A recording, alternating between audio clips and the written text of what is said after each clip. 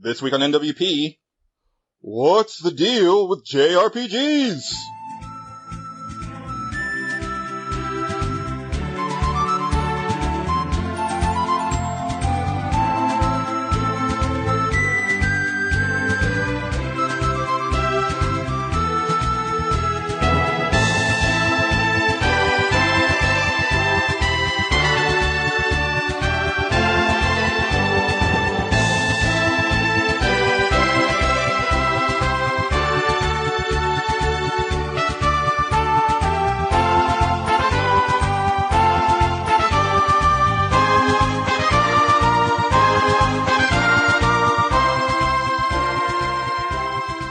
Hello everyone and welcome to Nerds Without Pants, episode 28. I am Julian, and I am joined, as always, by Patrick, returning from the New York City. I'm back! And we have Angelo. Hello. And it's the first meeting of the new crew. Officially. I mean, we've recorded, but now it's official. So, awesome. So... Do you have, like, a congratulations speech or anything, Angelo? No. I think Angelo, you're probably starting to realize, like, crap, I just got roped into another podcast. I'm actually realizing, crap, I don't have a mute button on this microphone like I did on my other one. So I have to, like, stifle when I start laughing at stuff. Yeah, we like laughter. Oh, you're like our studio audience or something. Yeah. So if you haven't figured it out, dear listeners, this week we will be talking about JRPGs. I'll get into why we're doing that a little later on, but I think it's the perfect timing for it. But before we get into that, we of course have Consumption Junction, which we'll probably give almost entirely to Patrick because, Angelo, you and I just kind of talked it up last time, and apparently you and I are not a popular mix for Nerds Without Pants, because nobody seemed to care. What? But no, since we talked about a lot of stuff, and Patrick has done a lot of stuff, that's where we'll go. But, we did do some things. Angelo, I guess you want to talk about it real quick. Your accomplishment. My accomplishment? Yes, you were so happy about it, you were tweeting about it. Oh, you mean the mid-boss? Yeah. Yeah, okay. Yes, I beat a boss in Etrian Odyssey that was giving me a headache, finally. It took 3 tries. Woo! And they were long fights, too. Oh. Was it one of those things where you had him on the ropes and then you got a party wipe? Well, he just keeps getting stronger. Like I mentioned this last time, the enemies, as you fight them, get stronger and stronger and stronger the more desperate they get. So you can't enter wars of attrition. And I had inadvertently done so because I had I had benched one of my party members for this dungeon, and it's a really big one. So he ended up being like 8 levels behind everybody else and basically unusable. But one of the mechanics of this dungeon is as you're going through, you have to destroy dragon scales.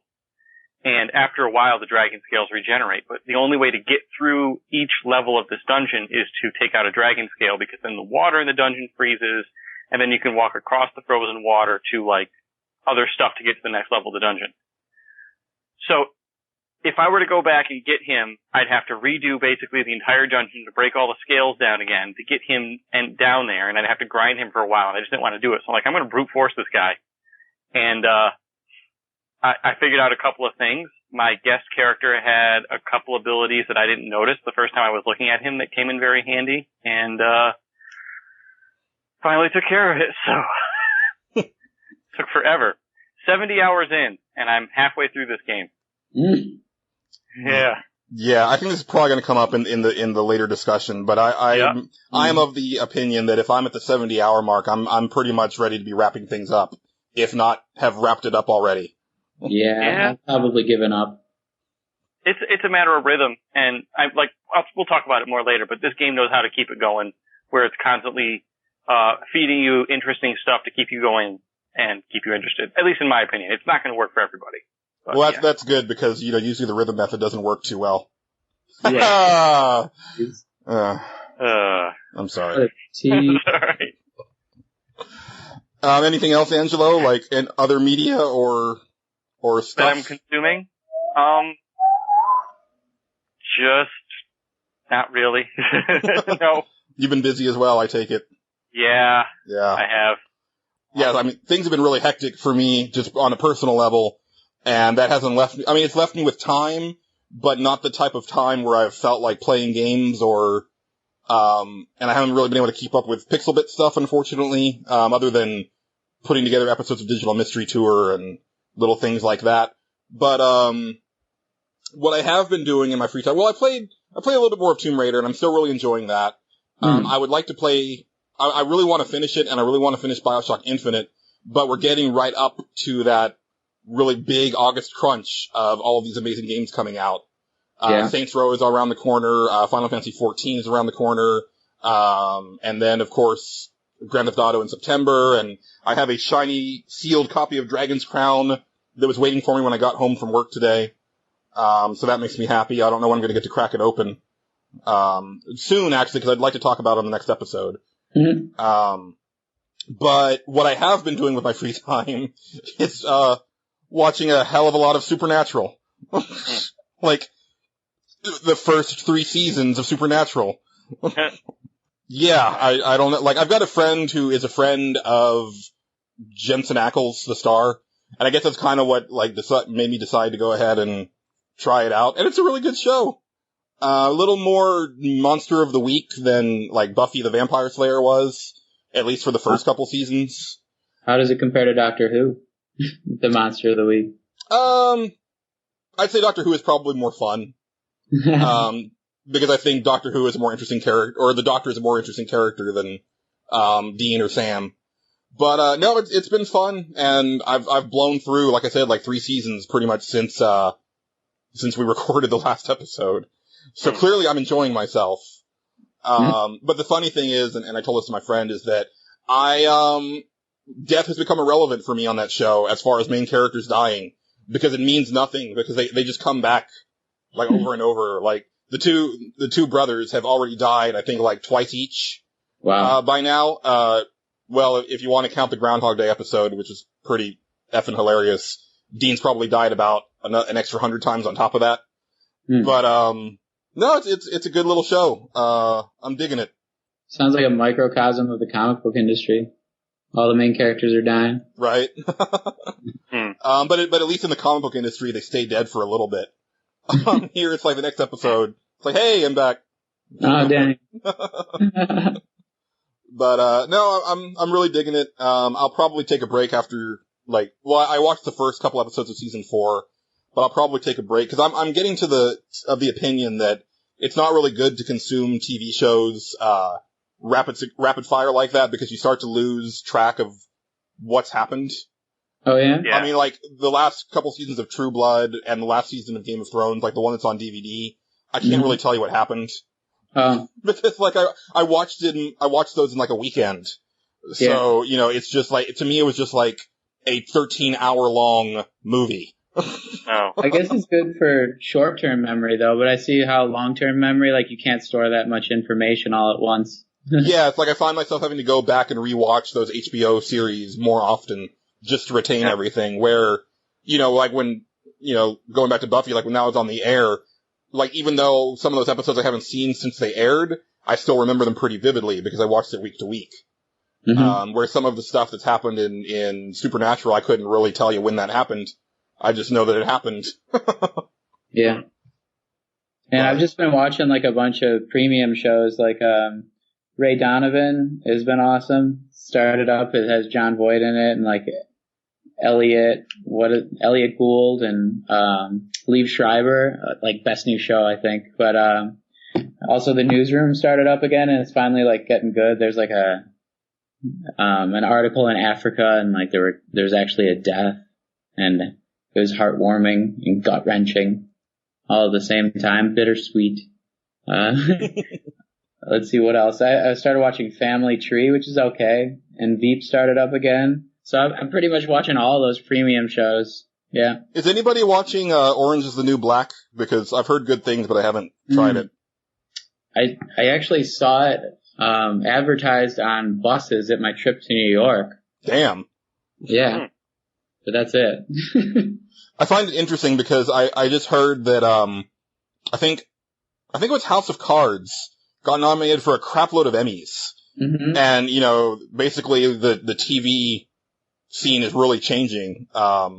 I know when Netflix announced they were going to do original programming, people were like, what, why? But it seems to be doing really, really well for them, so.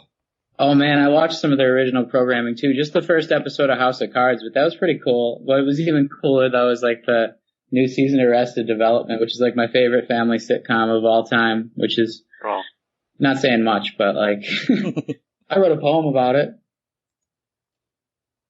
Crickets. I was expecting you to read it. No, we're not gonna do another episode of Patrick's Poetry Corner. Oh. Well, you teased us with the one. Oh, I'll give you the main idea though. The main idea was pretty cool because it's like about, what if Michael Bluth was actually Michelangelo and he developed the statue of David and it was meant to be named the statue of Job, except he spelled the name wrong, just like Job's name is spelled wrong anyway.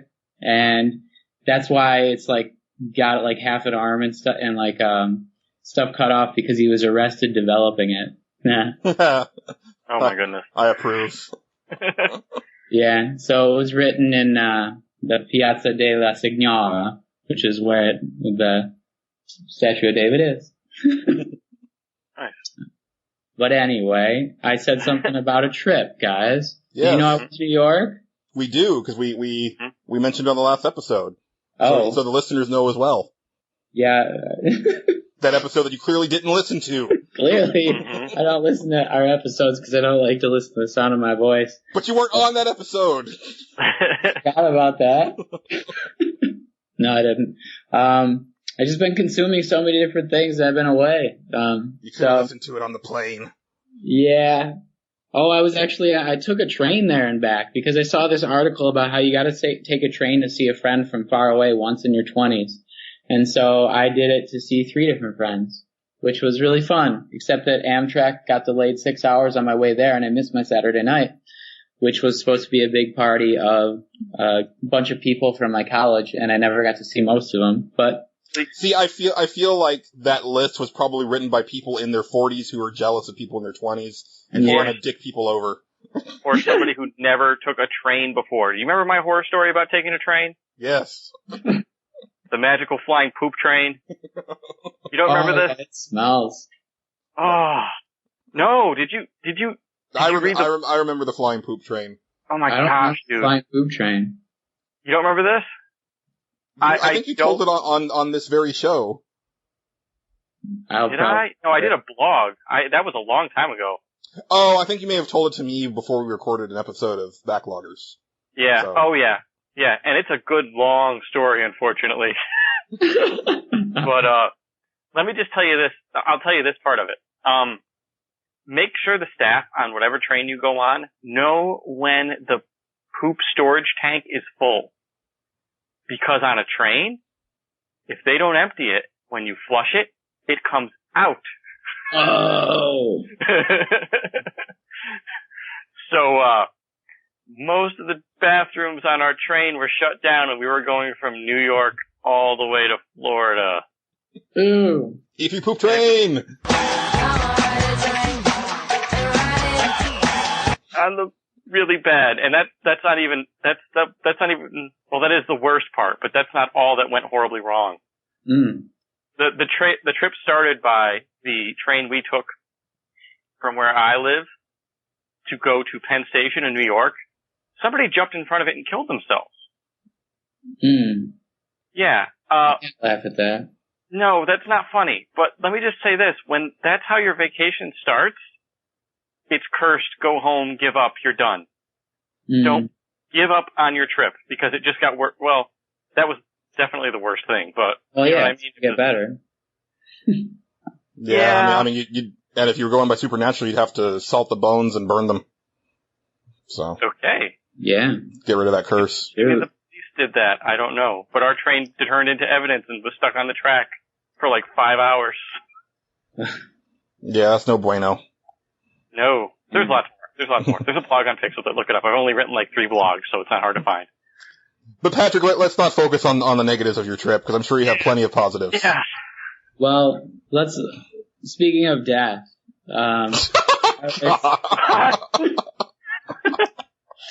I was like walking by a little bit south of Central Park, and I was like struck by this big group of people who were like looking up at this tall building, and I was like, why do all these people have their phones out? And then someone goes, someone's gonna jump.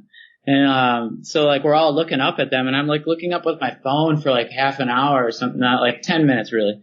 But then like I'm like, why isn't somebody jumping? All I see is that big camera up there. And people are like, oh, you didn't know we're just acting? We're in the movie the show White Collar. So I was like, I thought I was going to see death for a little while. Did you botch a take? Yeah. Nice. Since like I deleted that because it took up way too much space. I'm like, I gotta keep playing it because someone's gonna jump. Why is there a camera that's like filming something? What is it filming? It turned out that it was supposed to pretend to be a person or something like that. That was just a short string of events in New York City, because that happens all the time. Like when I walked through Times Square and I saw them film the new Teenage Mutant Ninja Turtles. Oh yeah. No, sweet. Did you see Megan April? I did not see anything that was worthwhile, but I was in it. I don't know if they'll take like that segment, but they were like filming supposed to be turtles coming out of the sewer, but the turtles weren't there. So I don't know. And they were also like mostly just telling people move along and stuff like that. But then I started talking to one of the crew members and being like, hey, what are they filming? And like, why shouldn't we be here? This is awesome. And then he just like felt my charisma, you know? Whoa. And I got to stand there. Well, I mean, Patrick, I hate to break it to you, but as someone who has spent quite a few nights walking around like downtown LA at night, that actually wasn't a movie set. Those were just some crazy people. It wasn't. But it was fun. I don't know. I did a lot of fun things in New York, like try a bunch of different pizzas. It was great. I compared them all, took pictures. They're on Facebook. Friend me. Tell me that you avoided all like chain places while you were there. Oh hell yeah! Awesome. I went to McDonald's once. I had to though.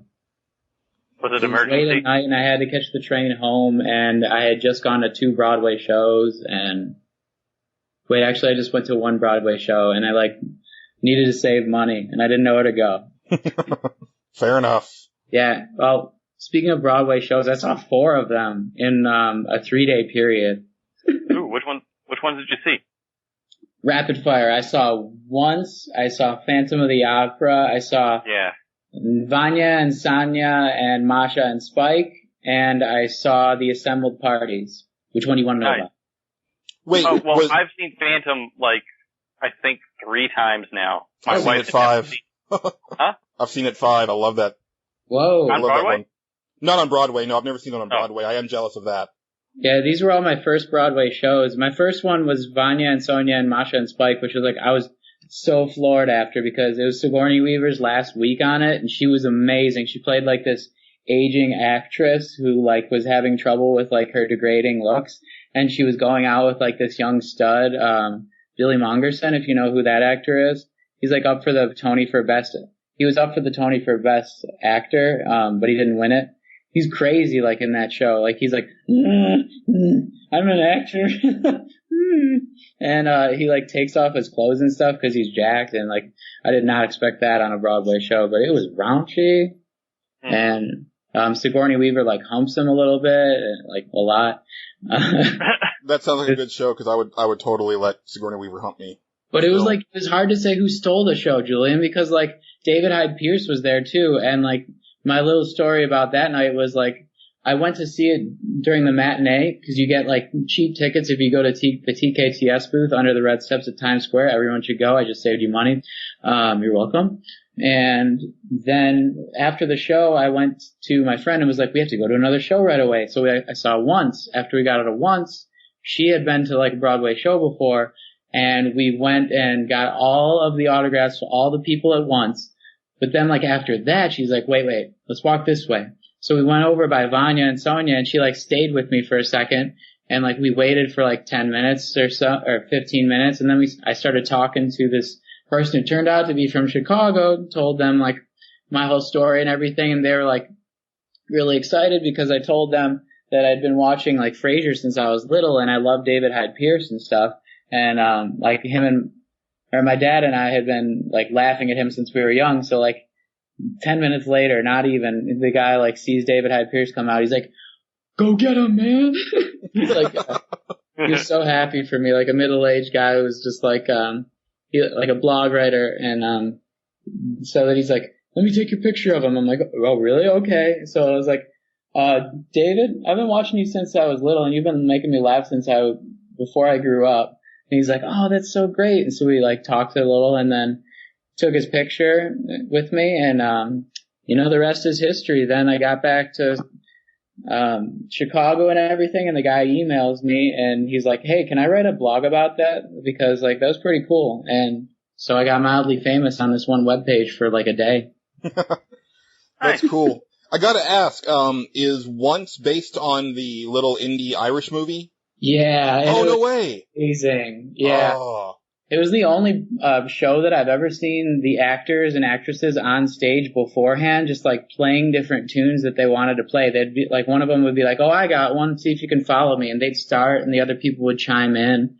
And there was like violas and like drop down basses on stage, and like you could also go on stage at that time and get like different drinks from their bar, because it all takes place in a bar. And it's really cool because like all of them play their own instruments, and they're all great live. Like now, but it wasn't actually Glenn Hansard and Marketa Irglova, right? Like it was just actors playing those parts. They originally started there, I think, but then they're like, we don't like to do acting, we're musicians and stuff like that, right? So they got these new people, and like the main lead was actually in some episodes of Doctor Who. My friend was a Whovian, and she really liked that guy, so that's why we really had to go. But we also got great tickets because we got them at a discount price. I forget who he is, but like it's like Roy or Rob or something like that. Anyway, like that's really cool. That was the best musical I've ever seen, and I think it's better than Phantom of the Opera. No offense, guys. Different type of musical, but I mean, I could almost give you that just because the music in Once is so raw and personal.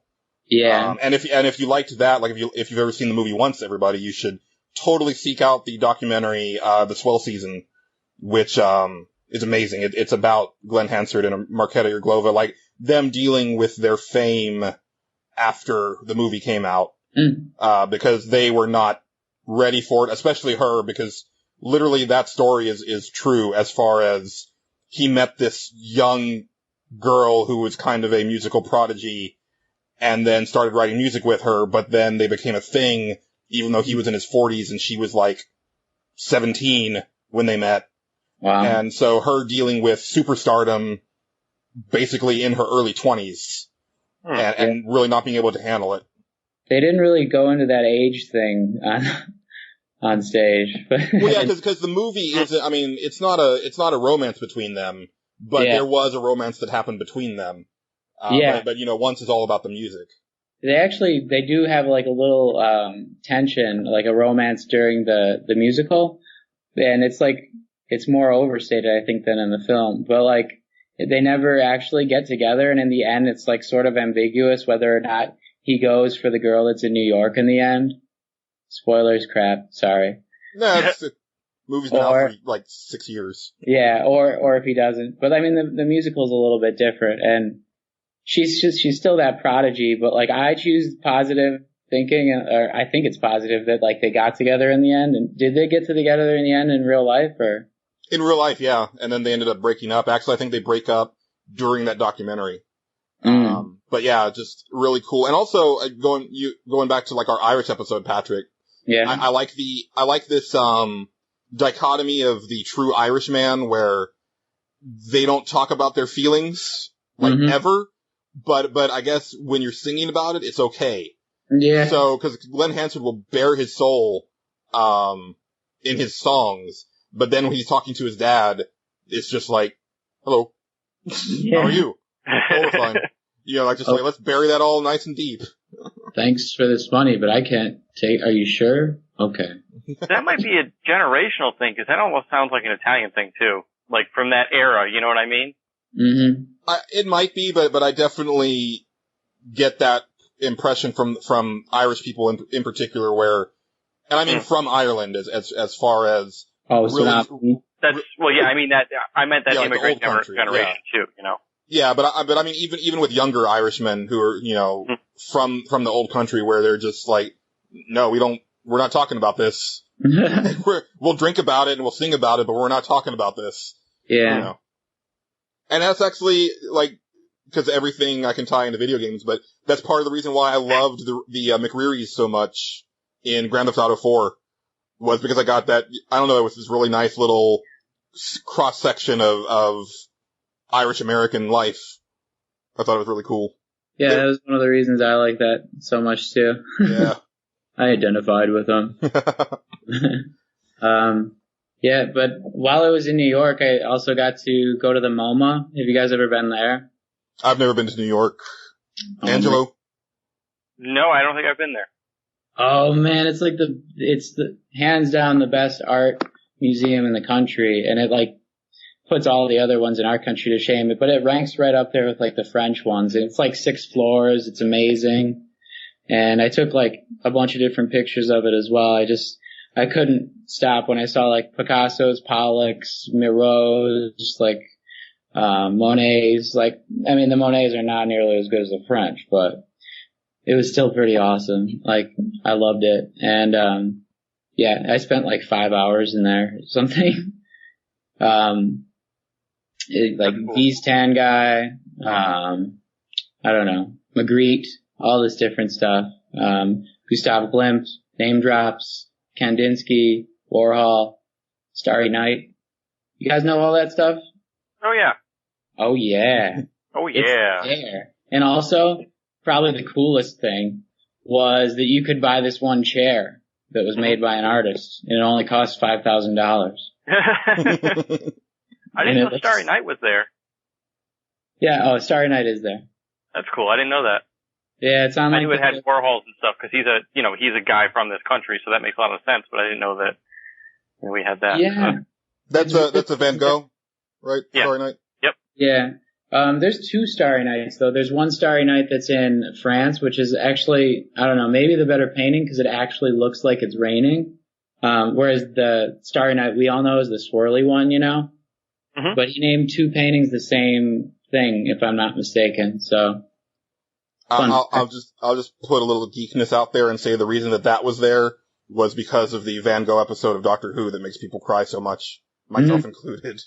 Oh, speaking of Doctor Who again, I actually, first of all, went to a Doctor Who themed bar that's in Brooklyn that my friends specifically bought or like rent an apartment near so they can go there like every night that they drink. It's awesome. They have little framed like art images of the different doctors that have like figurines inside of them that like kind of like stick out a little bit, which is really cool. They have like the bathrooms are themed like those telephone booths that the doctors go into. The TARDIS. Yeah. The tartar sauce or whatever. They have like themed drinks based on all the Doctor Who buzz terms. It's awesome. That's really and cool. Then after that, I finally saw my first episode of Doctor Who. Oh, nice. What did you see? The first episode of the series. Of the new series. So Christopher Eccleston. Yeah. Okay. Yeah, it was fun. I mean, I'm probably gonna watch more, but I don't have Netflix though. It's cool that Netflix has all of it. Yeah. Yeah. Let's see. So what else? That was a lot of my different things. I also went to the Mets game. I don't know. Shoot. I saw all the different like spots Mets, in the city to see. Well, the Yankees weren't in town. Okay. Oh, okay. You're forgiven. Yeah. And I don't know. That stadium is really cool. It is. The team sucks, but I got rained on during the game. Do you like get caught in the rain? Because I like getting caught in the rain. What's rain? No, seriously. Yeah. Texas is in the middle of the worst drought it's had since the 50s Dust Bowl. Damn. You just gotta like go on your roof and then like pour some buckets of water out or something and then like run down the stairs quickly. Man, the few times that it has rained in the last couple of years, I just walk outside and stand in it. Because it's like, this feeling is so surreal of water falling from the sky. Yeah. I love that. I do. I've done that with the kids when it's been like really hot out and there's been a good like rainstorm. We've gone outside and stood in it. It's fun. It is fun, but also here it's just so refreshing and soothing. I go to bed with a rain app on my phone. That's how I fall asleep. But dude, it gets so hot in New York too. I wouldn't have thought it. It was like over 100 some days. Oh yeah. No, you came up on like one of the hottest weeks we had. Yeah. You really did. And then there was one random day that was like 70 degrees. Uh-huh. It's crazy. That's about right. But like, I think it's because like the buildings are too close together. You're like all. It was like that. I live upstate and we were having weather like that. That's just how it was that week. Dang. Yeah, all the humidity though, man. I'm so glad I live in Chicago. Guys, don't move here because you'll get shot. Then my price of my rent will go up or whatever.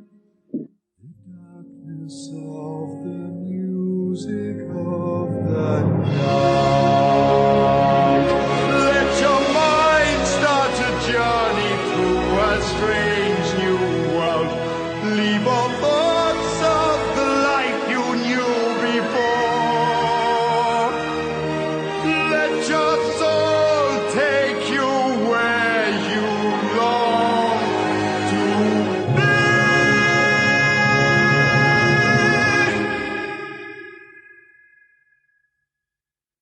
Only then can you belong to me. But yeah, I don't know. That about does it for that. While I was there though, I played a bunch of like different games and read some stuff. I finally read Flashpoint, which like I should have read a long time ago, but like it was actually pretty good, and I might like read The Flash more now. Speaking of that though, they had like Pandora in it, and like this Trinity War has been starting up, and that's one of my quick picks for comic books in the past month. Have you guys read Trinity War? Oh. No, I haven't even picked up my comics in a couple weeks, months maybe. It's pretty badass. It's like why or what happened inside of Pandora's box, and like why humans are evil, that they weren't innately evil, but like well, you'll read it maybe. I don't want to spoil it. But there's like fights between like Superman and others, and things happen to Superman that have only previously happened in like the new Superman movie. If you guys know what I'm talking about. There's also like this new miniseries. Have you guys heard of The Wake? No. Oh, it's so cool because it's like a new Vertigo 10-issue miniseries, and it's like it deals with mermaids being real and vicious. All right. So sort of like is it like the depiction of them in the last Pirates movie? Where they're like, no, it's even more vicious. Like more like how about Cabin in the Woods? That vicious? Probably. I haven't seen that, but like I'm thinking it's that vicious. It's like they look scary, and then like they put this like siren song on you, and like they can make you think you're in this dream that's beautiful and stuff, and like they can like, because it's like this toxin that they release into the water, and there's only supposedly one that survived, and they're like trying to do tests on the last one because they capture it in the first issue, and then like, you know, there's 9 more issues, so things go wrong. But I don't know. I don't want to tell you where it goes, but it's like a must read. Like it's awesome. Even my other friend who read comics said so. It sounds pretty cool. Yeah. Then there were like, there's been some big changes in Superior Spider-Man, and the newest issue is like something you should read if you like the Kingpin or hate the Kingpin. Cause you're like, oh shit. Yeah. No spoilers, right? And finally, Batman Inc. ended, which I was really sad about and wanted to say like, why? Oh, because Grant Morrison is getting out of writing DC Comics. Why? Thank God. Oh. Dude, Batman Inc. is the best. The stuff that I've read of Grant Morrison, I have not liked. I am not a fan. I don't know. Maybe probably mostly like the art style anyway, but. Well, no, I'm just talking like the writing and the character. Yeah. I'm just trying to give you like the benefit of the doubt because like, I mean, the writing's okay, but sometimes like, discombobulated. It's he's got these weird affectations that he has his characters do where they say things that aren't words. Mm. Like, you know, like, Robin's little that he always does. Like, I hate reading that in text. Oh, you don't like onomatopoeia? Not when it's verbalized. Mm. Really don't like it. Cause my main Morrison stuff that I read was, his Batman stuff when he, had Dick Grayson as the Batman, and it was, Dick Grayson and Damian. And there would be page after page after page of nothing but basically grunting. And it's like, okay, this isn't good. And then the characters that he came up with were just, no thank you. Yeah. I can see that. But I think what I've gotten is that he likes to bring really obscure DC characters back into the forefront and then tweak them. DC's obscure characters are not worth bringing back.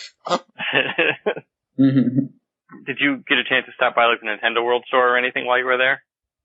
Nintendo World? No, I didn't honestly didn't know that was there. I would have went, but I did go to, was the biggest comic book store, Midtown Comics.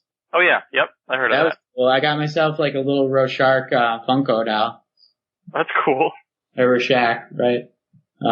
How many street passes?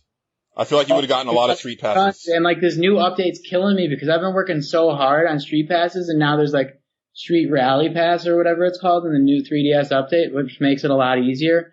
But I got so many passes that like I finally completed like 10 different the 3D puzzles that they have, and like I got an achievement for it and felt so like I accomplished something. But at least it'll be like on this recording that I did it before, you know, the new update that makes it.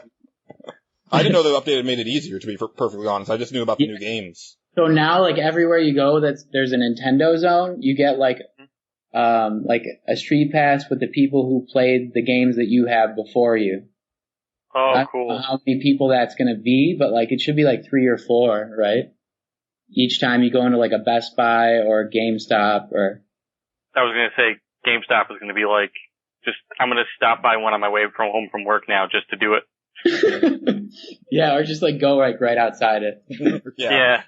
Just park the car in the driveway, sit there for a second. Yeah, otherwise you'll get assaulted by GameStop employees for like pre-orders and. Yeah, they'll be like, "Oh, do you need any help?" Like, I'm just here for your street passes. Away with you. Yeah, that was funny because I mentioned before that I couldn't find my copy of Mirror's Edge, and I know where it is now. I actually let a friend of mine borrow that, and he's not around, so I can't get it back. So I was just like, well, let me just see what a new one costs. Well, not new, because there's no new ones left, but a used one. And, $15. But I had to go to GameStop to get it. So. Honestly, that seems a bit high for Mirror's Edge, but. Yeah. I mean, it's totally worth it. I'm just saying, like, I would have expected it to be like $8.99 just because. No, I want to say it was like $30 on Amazon, maybe. Wow. Damn. Used copy? I've got to check now. Maybe it's like, because it was low print run and people were realizing how awesome it was. Yeah, right. Maybe that's it. It's gone up in value, probably. Right. I remember when I got it originally, I got it for like $10, I think. Yeah. GameStop's gonna have like a lot of me coming there in the next month and a half or so because there's like 3 new legendary Pokemon that you can only get if you go there. And it's like in preparation for Pokemon X and Y, but you can get it through Black and White or Black and White 2. Mm-hmm. So I'm gonna have to get those because they're gonna be like worth something someday. Man, I kind of want to get Pokemon X or Y, but there's just too much stuff coming around at the same time. I just can't justify it. I'll probably still be playing Project Cross Zone because it's taking me for freaking ever. Yeah. All I gotta say about Project Cross Zone is the water is a teleportation device. What? Yeah. Oh no. The story, you don't pay attention to the story. I know you don't. I've played. Yes. We've had this discussion. Yeah. Well, I don't think I've really talked about it on the show so much. Here is the story of Project Cross Zone. You get into a battle. You start fighting things. Partway through the battle, a villain pops up that's themed to the level that pops up with a ton of reinforcements. And then a little bit after that, another pair of characters comes in and has their big cameo moment, and then they join you, and then you fight, and then you kill everything. And then those cameos go away for like 3 battles, and then they come back with like new story that you're supposed to remember. Yeah. Meanwhile, somebody says, "Makes sense," and no, it doesn't. Right. And in the process, the combat does not get any more fun as you progress, at least through like the first 5 hours. You just press A or forward an A or backward an A. Yep. So I mean, it's pretty much the same game it's always been. It's definitely gotten a lot more involved for me, just because you do get bonuses for making sure that you use every single one of your attacks. Yeah. And you want to make sure that you're juggling, like, you either want to juggle at the right timing to do a critical, or you want to bring in your support at the right time, and if the enemy has a shield, then you want to try to break that down. You know, there's subtleties to it, but I mean, you're not wrong. I mean, it's a pretty simplistic battle system, but yeah, you press L to bring in your support, and then do cross on power. Yeah, but I get Geekwood every time I do it, so it's okay. And I have epileptic seizures, like. Nice. Yeah, I mean, I actually kind of like that part of it. It's beautiful to watch, especially when you do those superpowers that take 100%, whatever you call it, stamp, gauge. Yeah. The thing that I've really been impressed with is actually the 2D versions of the 3D fighters, like Jin and Xiao Yu or Akira and Pai, because their motions are so fluid when they're hand drawn. I don't know. I would almost love to see, and they did do this on the Genesis. They had that version of Virtua Fighter, which was actually 2D. But I'd almost like to see a Capcom style 2D fighter with 3D characters, because there's something about the way they look when they're doing all those moves that's really awesome. Mm-hmm. But of course, that'd be hella expensive. And they also have all that fan service that makes them look even more beautiful. Talking about you, Chun-Li. Anyway. Oh boy. Yeah. No, but it's like way over the top, and they're like making fun of their fan service for all those people who don't play it and think that I was just a real big creep right there. No, the whole game is tongue in cheek. Yeah. They know exactly what they're doing. They're like, oh, don't I look good now? Yeah. Yeah, but I have to, I mean, definitely, and then just the fanboy service, is what keeps me playing, because like the last level I was on was a beautifully rendered 3D version of, a 2D level from Ghouls and Ghosts. Mm-hmm. Oh, nice. And what I want to get to, but that's how many hours into it? Like 17. Yeah. I don't know if that's going to happen. I might just start playing Shin Megami Tensei 4 a little bit more.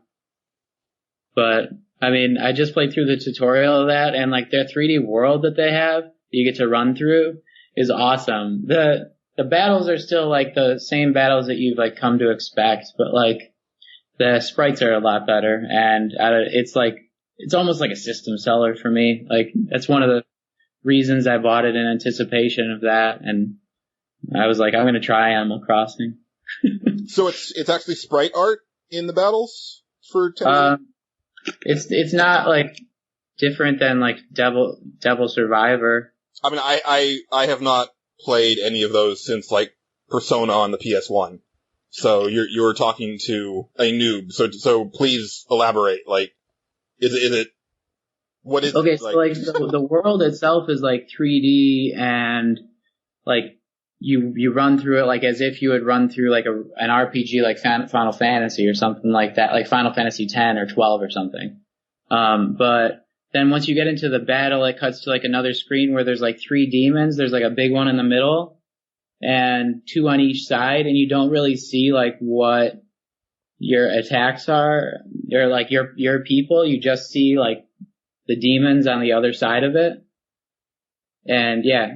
So you gotta like take down most of the time the demons on the sides of the big demon in the middle, and then you take the big demon down, and you use 2 of your own demons that you can't really see, like in like fusion, and you do damage that way. So like it's sort of like Pokemon where you capture demons and then use them against other demons, except it's not like 3D like the rest of the game. The sprites look nice though. I mean, I think it's sprite-based. It's a little bit 2.5D in this one, but like, still, it's like a flat screen kinda.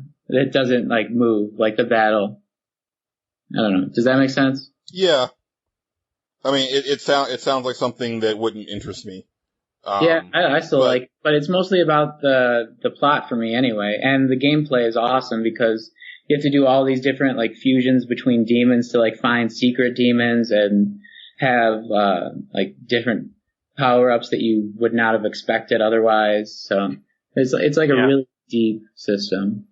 And then you can like have them pass down certain traits to the next ones, and you end up kind of like fooling around and coming up with these great combinations. It's fun. Yeah. Yeah, I mean, part of me wants to pick up the game because people have been really talking it up, but a lot of just the core elements to it just seem like the anti-Julian JRPG. So it's like, I don't know. Which we'll probably get to because that's kind of the crux of this episode. There's a pretty cool backstory on like what it means to become a samurai and stuff like that too. Good like coming of age and like hero in unlikely circumstances type thing. So I think it's worthwhile, if not for the gameplay or the story, for like your own like sense of morale. And good script from what you've seen. Yeah, so far, but I'll get back to you on that for like in the next month or so. Yeah. Because I don't know, I've been reading a lot too.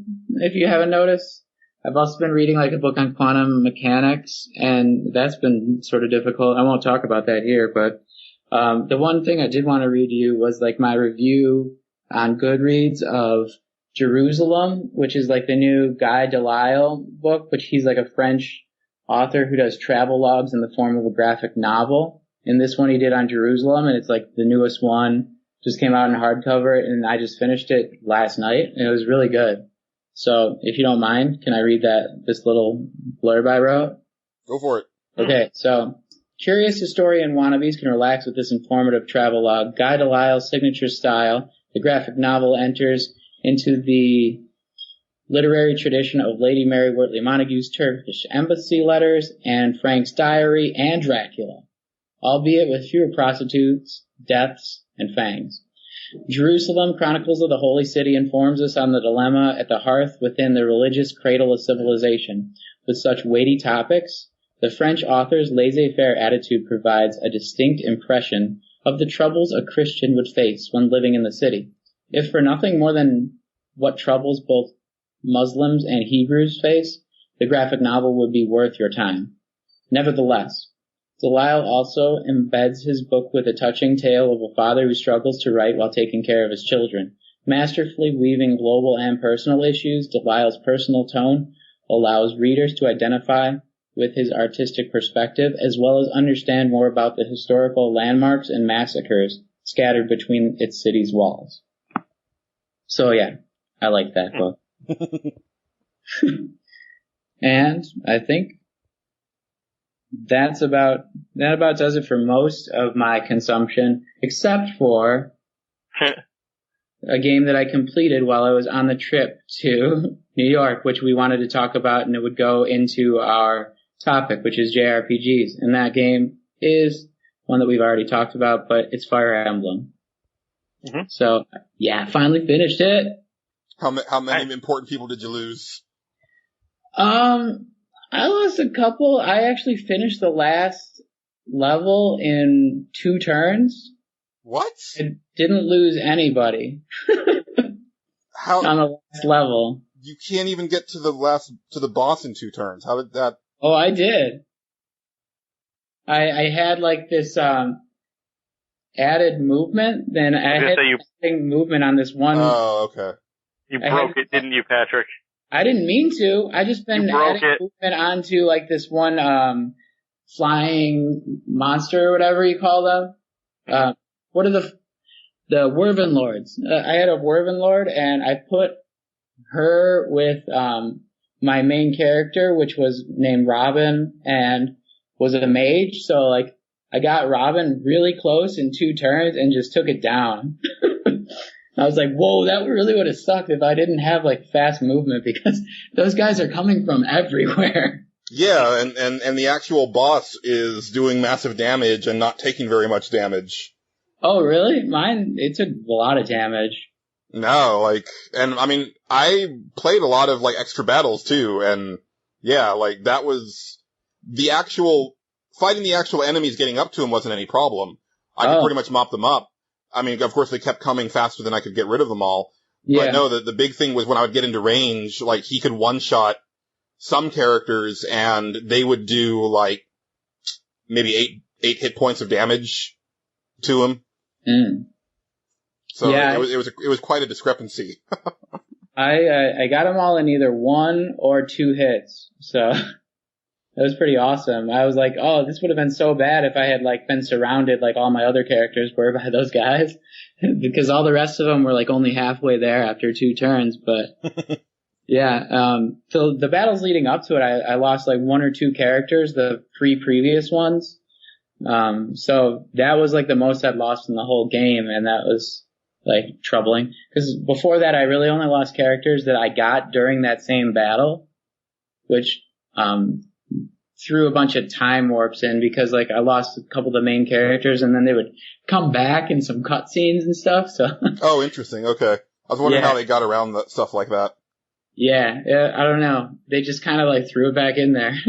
Because certain characters, like when they fall, they don't actually die. They just say, I can't lose here, and they retreat. But then there are others that definitely just straight up die in the field. I was going to ask, did you end up restarting that one a couple of times? Or, not Patrick, I mean Julian. Yeah. It took me 2 tries to beat the game. Mainly, like the first time I was trying to get through without losing anybody, and then I realized that wasn't going to happen, so I just kind of, brute forced it, and that's how I lost my wife, which made me really sad. Muriel, the sorceress, she was like my A-bomb for most of that game. And she fell literally right at the last boss. Like, she made it through that whole battle up until, like, the next to last turn. I was like, no! Did you keep it? Was that your ending? Yeah. I mean, when you beat Fire Emblem, you save your game, but it saves you just before that fight. So if you want to do any DLC or extra battles, you can still keep the people that died during that fight. I think they know that most people are going to lose a few key characters there. Mm-hmm. I do like what happens at the end and like the last cutscene, because spoiler alert, it goes back to the beginning. And like the whole amnesiac revelation thing was like awesome, because at the end that your main character like has like this mindset that he goes, that is all the past. We have the future past to think about. And I was like, so nice. Yeah, that's awesome, because like the future past hasn't happened yet, but it has. Like, it's such a parallax. I don't know. Enjoy more of that in X-Men Days of Future Past. But there were a lot of different themes that I really liked at the end that like came to fruition. Like when Valadar takes the gauntlet from the hero, I felt like this big responsibility and like helplessness for like all the time travel babies that I was having, I do love the time travel babies. Yeah. Oh man. And then like the bad guys are like in some places so stereotypically cliche that it gets some like funnily campy, just like Pacific Rim. Oh yeah, that's right, I saw it. Oh yeah, you did. Yeah. But like Aversa says that thinking you have the ability to change fate is sad and futile. But then like good guys like Crom are like, there's always hope. And that like always, reinforces what I think about life, and I love it. That's why you play games. What about you guys? That's why I play games. It's probably an episode or a topic for another episode, really. Okay. Yeah. But those amnesiac revelations are really cool, weren't they? Like, Robin is the fell dragon Grima! I mean, I feel like I saw it coming, hours, into the adventure, so. I think I would have, but then there were the other dragons using the dragon stone, so I was like, oh, that takes care of that. They wouldn't, do another plot device that had to do with dragons. Wait, they did. But yeah, I thought that the story was pretty, traditional and predictable, but the thing that I loved about the game, besides the combat, was the characters and the way they're written. Again, mad props to 8-4, for their translation work, because, little, interludes between characters is one of the best things about that game, and, That's probably why I'm going to play it another, time or two, which I normally don't do with games. Yeah, especially games that long. That took me like 23 hours. Oh, dang. I put like 37 into that one. Oh, really? How did you, what? Shit. I just leveled up my mana cats a ton, Were you playing on easy? No. Oh, I was on normal. Yeah, so was I. Damn. Weird. Wow. I didn't even have any of those, like, characters. I had, like, 2 of those powered up characters that you can get if you, like, use the street pass or whatever, but then one of them died. I had Merrick and I had, like, Professor Marth, but, like, Merrick died, so I didn't even, like, use them at all during the game either, so I wasn't, like, cheating. I didn't have either of those. Oh, yeah, you can, like, go to the bonus area and you can, like, get characters from old games and, like, you can get, like, objects and swords and stuff from the old games. Yeah, I definitely got my items. Those were really handy.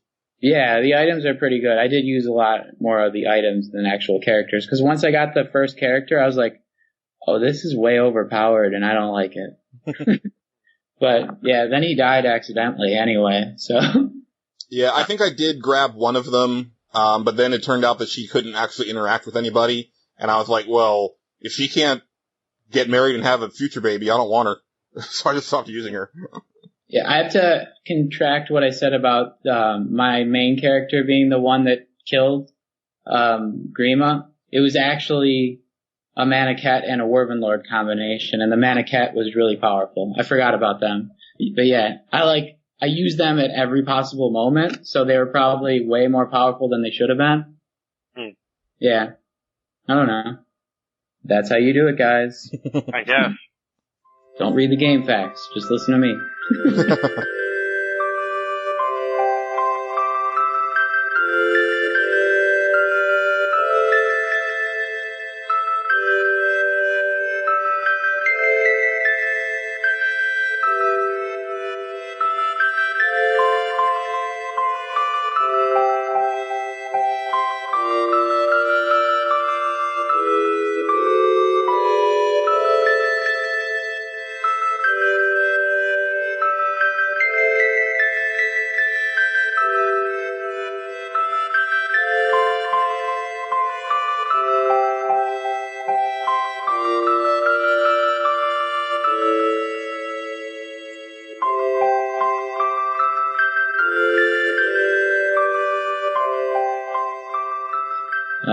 But I don't know, that's all I want to say about that, and we could finally move on to our topic.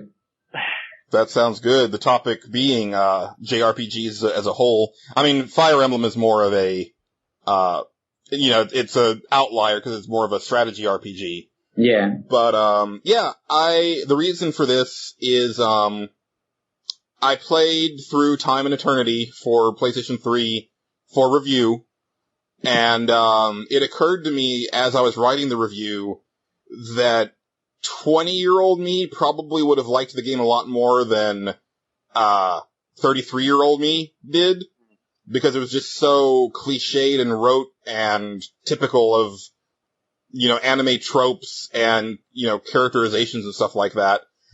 So, yeah, it's this weird thing where I'm wondering if maybe I'm done with JRPGs, because I started to think about it, and I can't really think of a lot of RPGs that come from Japan this generation that I have played to completion. And even then it's just been like a small number that I played in general. Most of the ones that have come out, I just have skipped. They just didn't really interest me, or, they felt of such a low quality in production values that, especially towards the beginning of the generation, I was like, well, this looks like it should be on my PS2. So I'm just gonna go ahead and pass on that.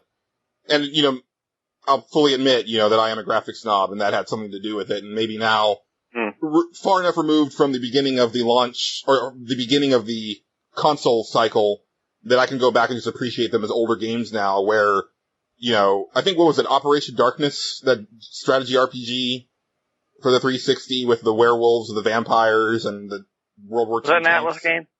Probably. Yeah, I think I know which one you're talking about. Yeah. Like, I don't pay attention to the 360s. well, I mean, I played the demo and I was like, this is interesting, but it looks like a PS2 game, and I have a shiny new Xbox 360. I could probably enjoy it more now just because, you know, it's been 8 years. So, you know, I can kind of enjoy it in its own context instead of comparing it to last gen, because last gen is so long ago now that I don't really do that anymore. But yeah, I mean, I guess the best way to start this, usually with these discussions, I kind of like to get a baseline from everyone. So maybe just go around the room and talk about our introduction to JRPGs really quick, and maybe a couple of our favorites. Angela, I feel like you've talked about your origins with this stuff a couple times, but I mean, we know it's Final Fantasy, right? Final Fantasy 1. Oh, what up, cuz?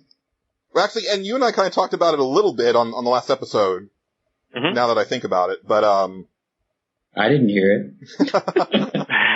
I mean, you moved on to the PlayStation mainly, correct? Like after, you kind of had a brief stint with the Super Nintendo. And didn't really do a whole lot of RPGing there. I did play Final Fantasy IV, but that's a great game. You know, I really can't say anything bad about that. No, wait, I'm sorry, I played Final Fantasy VI. I can't say anything bad about that, but 7 grabbed me again harder than I would say than 6 did. I can't really say why. Maybe it was because it was so radically different. Like, for me, there was a big difference between the Super Nintendo and the NES, but nowhere near as big as the jump between Super Nintendo and, like, PlayStation. So when this thing came out with this, like, opening cinematic, and then all of a sudden, you know, the character jumps off this train that was just moving, and, you know, something that, like you didn't do that on a 16-bit system. If you got a video in a 16-bit system, it was the size of a postage stamp, and it looked like crap. You know? And even then, it was pretty cool. Sorry, when I saw that video, like, I realized I had made the wrong choice and bought the wrong system. Because I had, like, an N64, and they didn't have any games like that, so when the next generation was rolling around, I, like, chomped at the opportunity to get a PS2, and I did not even have, like, a pre-order, so, like, my mom had to take me at the time, and we went to Toys R Us that day, and I did all of this, like, because I really wanted to play Final Fantasy VII, and, like, that was the first game that I played on my PS2, ironically. Like, I bought Madden or something also, but that was just because I needed, like, something that generation, and I had saved up at the time, like, more money than I ever saved up in my life before. I was still in grammar school, like, it was crazy though. Like, I got into it, and that's like my introduction to JRPGs. I played that nonstop until I got all the way to the final boss, and then I was like, you know what? I don't want to know what happens. And I never completed it. Really? Really. Huh. Did you at least see Sephiroth in his final form? Oh yeah, I got to Safer Sephiroth. Like, I got to the final bit of the final form. Okay. And then I even used Meteor the one time, or like Cloud's like biggest, I forget what it's called, or Omnislash, that's it. Yep. And Sephiroth was like down to like critical health, and I was like, no. Well, I was about to say, I mean, I can forgive you not seeing the ending, but if you hadn't actually experienced One-Winged Angel, like, on that game, like, that. Oh, dude, that song's awesome. That's pretty much why I got, that Final Fantasy game for 3DS, the Theater Rhythm. Yeah, Theater Rhythm. I don't know how you say that sometimes. That's how I say it. Stupid Square. I mean, Theater Rhythm. You know, I've got issues with Final Fantasy VII, but I gotta say that the fact that the last boss has his own theme song is kind of amazing. Like, even in the grand scheme of what Uematsu did with music, like, that's still kind of fantastic. Yeah. Mm-hmm. I went on a total Square binge during the PlayStation years. Like, once Final Fantasy VII worked its magic on me, I couldn't. Anytime I saw Squaresoft's logo on something, I had to buy it. And you know, I bought Final Fantasy VIII, and I didn't like that one as much, but I also bought. I was lucky enough to. Well, I was talking to one of my cousins about Final Fantasy Tactics one time, about Final Fantasy VII one time. They're like, oh, okay, well, maybe we'll go out and buy that. Yeah, you need to go out and buy it. So they went out and bought a game, and they came back and they said, what are you talking about? This game is nothing like what you said.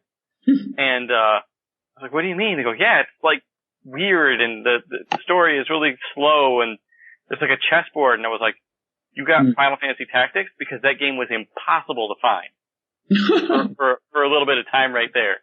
Yeah. And they were like, I don't know, it said Final Fantasy on it. I said, oh, there's a bunch of Final Fantasy games. They said, you probably got the wrong one. They go, well, we don't like it. And I said, I'll buy it off you. So I did. Played. And, nice. Yeah. Well, no, I didn't rip them off either. I got a good deal for myself, but I didn't I don't remember how much I paid them, but I know it wasn't like I walked away and gave them $5. Right. Or anything like that. You didn't swindle them. Right, exactly. And they're also my family, so that's not a good idea. Comes from hustling. Yeah. But then I got into, I played the Lunar games, and that was just like the RPG system. I also probably had the most free time of my life during the PlayStation era, so. Yeah. That has probably a lot to do with it. I have a funny story about Tactics too, not to interject, but totally to interject. I found it with my friend one time at a Blockbuster, and I was like, oh man, I wish I had enough money to get this because I'm never going to find it anywhere else. And my friend and I were going around finding all these RPGs just like you were, because we had never played them at the time, and we had to backtrack a little bit later than everyone else. And so he's like, do you mind if I get it? And he got it. It was a torn up copy though, but still, we found it and we got it for $10. Nice. Yeah. And I didn't have to out of ripping off Blockbuster, Mm-hmm. Yeah. But yeah.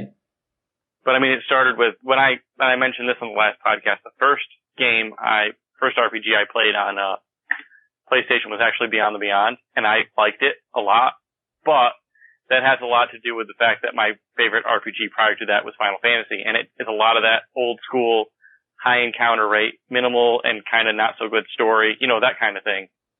So maybe it was a little bit of nostalgia really is why I liked that game so much. But then I played Final Fantasy VII and was like, oh, yeah, I like this a lot better. So, and I bought everything Final Fantasy I could get my hands on too. I bought, the remakes of all the games on PlayStation. I went out and bought all the Game Boy games because they had Final Fantasy Adventure and Final Fantasy Legends 1, 2, and 3. I have those. So I just went nuts. That was definitely my RPG, my best season, I guess, for RPGs. Mm-hmm. So. Yeah, and I think that's going to play in heavily as we move on into the show. Mm-hmm. Now for me, I also started with Final Fantasy 1, but the way that I started with Final Fantasy 1 was I was visiting my friends in Ohio. It was one of the first times I'd gone back to visit them since we had moved to Texas. And, my friend Zach had, Final Fantasy, and they had a bunch of Nintendo games. They had the biggest collection I'd ever seen. And I just happened to pop it in because I thought the box art looked cool, and almost erased his save data because, cartridge, you can only have one file at a time for Final Fantasy. And he was like, no! And so he just, I think he just let me play off of his off of his save game. And I played it for 20 minutes. I didn't know what I was doing, but it piqued my curiosity enough to where when I went to go visit my cousin later on, when he had a Super Nintendo, and we saw Final Fantasy II at the video store, I was like, oh, let's try that. And that was the one that hooked me. My cousin and I would, I think I talked about this last episode, but we would rent that game for a week and play it from the beginning, and we would do that every time that we would see each other. We would just rent the game, start from the beginning, see how far we could get in a week. And so as such, I actually have most of Final Fantasy IV memorized because I've played through it, so many times. But, guys, I am no slouch when it comes to JRPGs.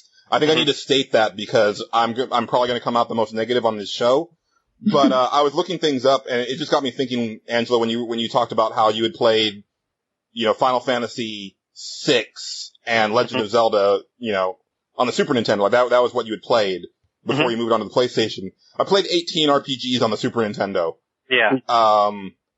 I made this list, and this is only Super Nintendo up to PlayStation 2. This isn't counting Nintendo or portables or anything. It's a list of 93 games, guys. Like, that's video game reviewer numbers. That's not normal consumer numbers. And, I can attribute a lot of that to working in video game retail for 8 years. And I was definitely the RPG go-to guy at my store. So I'm not coming to this episode from a point of ignorance. I mean, make that very clear. Because of these 93 games, I completed a large portion of them. And the ones that I didn't was just because I was either trying them out for product knowledge or they just didn't click with me.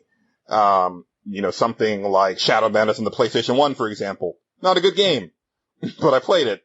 I put a pretty good handful of hours into it.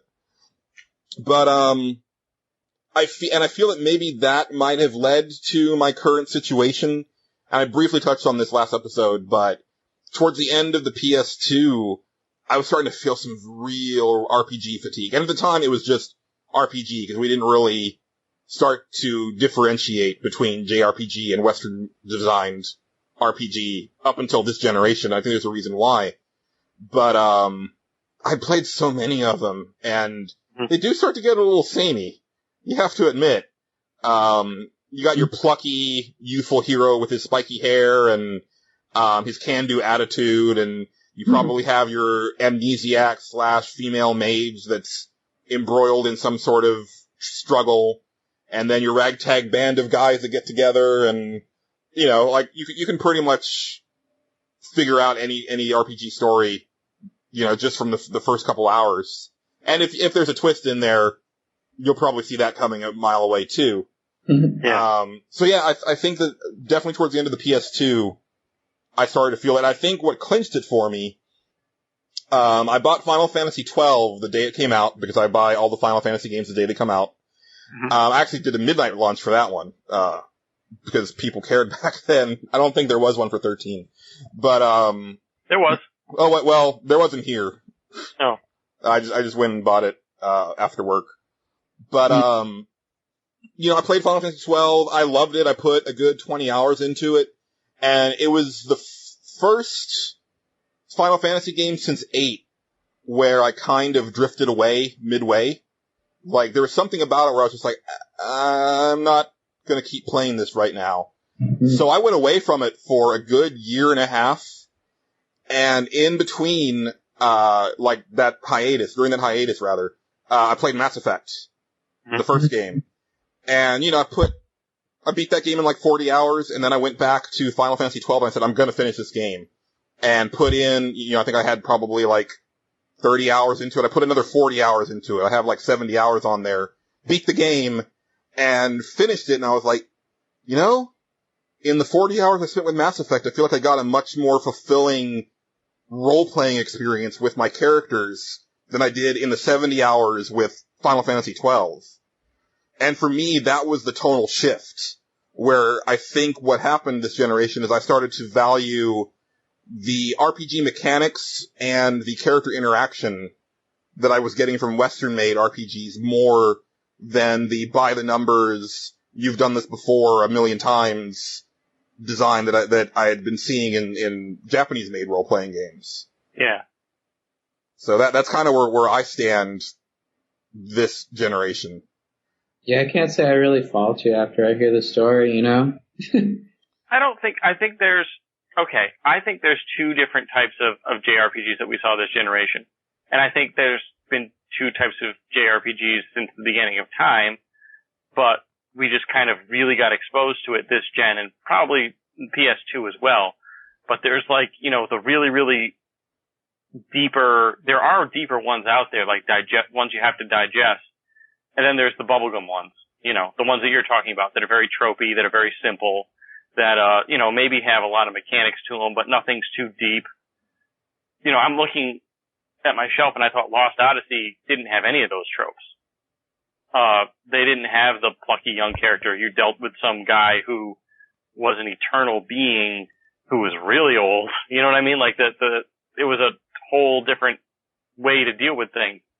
Yeah, there were definitely some parts in that game that were very different, and I really liked the little story vignettes you would get, where there would be like little poems, basically, that were telling snippets of his life that he couldn't remember. But for some reason, it just didn't keep me. I think I put like 15 hours into it, and then I just walked away. Oh. And I don't know, and maybe at the time, maybe it was too early. Maybe I was still burnt out from the JRPG, because one of the things that I'm lamenting, and we'll get into a little later, is the death of the turn-based role-playing game. Yeah. And Lost Odyssey is straight-up turn-based role-playing, but I remembered at the time, I felt like I was over it. And maybe now it's been long enough to where I could go back and really enjoy it, because I'm not getting that on consoles anymore. Funny you mentioned that, because I was going to say that timing is kind of everything, where when that game came out, it was something I wanted, but I think I wanted it because I didn't have a PlayStation 2 last gen. Yeah, I missed out on all that stuff. I didn't have any turn-based RPGs, so here was this thing that I'd been craving that I was only getting on handhelds, and now all of a sudden, oh good, I can get it on an actual console, and I loved it. There's that element as well. But then again, when I flip around and I saw games like I saw Eternal Sonata, and despite being impressed with the music and the art, I wasn't interested in it when it was released. Same thing even with Tales of Vesperia. I didn't come around till later, and I'm glad I did, because I really like them. But there was an element of, like, too much RPG junk food, if you would. That kind of like, I just needed to get something real good in there. And I was finding them in, oddly enough, games like, Western games. I was finding them, last gen I found it in like the Elder Scrolls. I found it in Morrowind. Yeah. You know, I'm trying to think of what else. Don't you think just burnout will happen with all the different genres with time, and maybe? Oh yeah. Oh, absolutely. Yeah, I mean, Julian, you said you played 93 different ones. Like, that's gonna happen. We're gonna see a lot more tropes once we get to that level. Yeah, definitely. And I mean, I think it's funny because people will make the argument where critics will complain about Nintendo reusing a lot of stuff for, like, the new Super Mario Brothers series, but then, like, the Call of Duty games still get, you know, nice reviews. And I think the thing is that, like, the Mario Brothers style, like, if you've been playing games for 30 years, you've seen that a lot more than you've seen the military first-person shooter.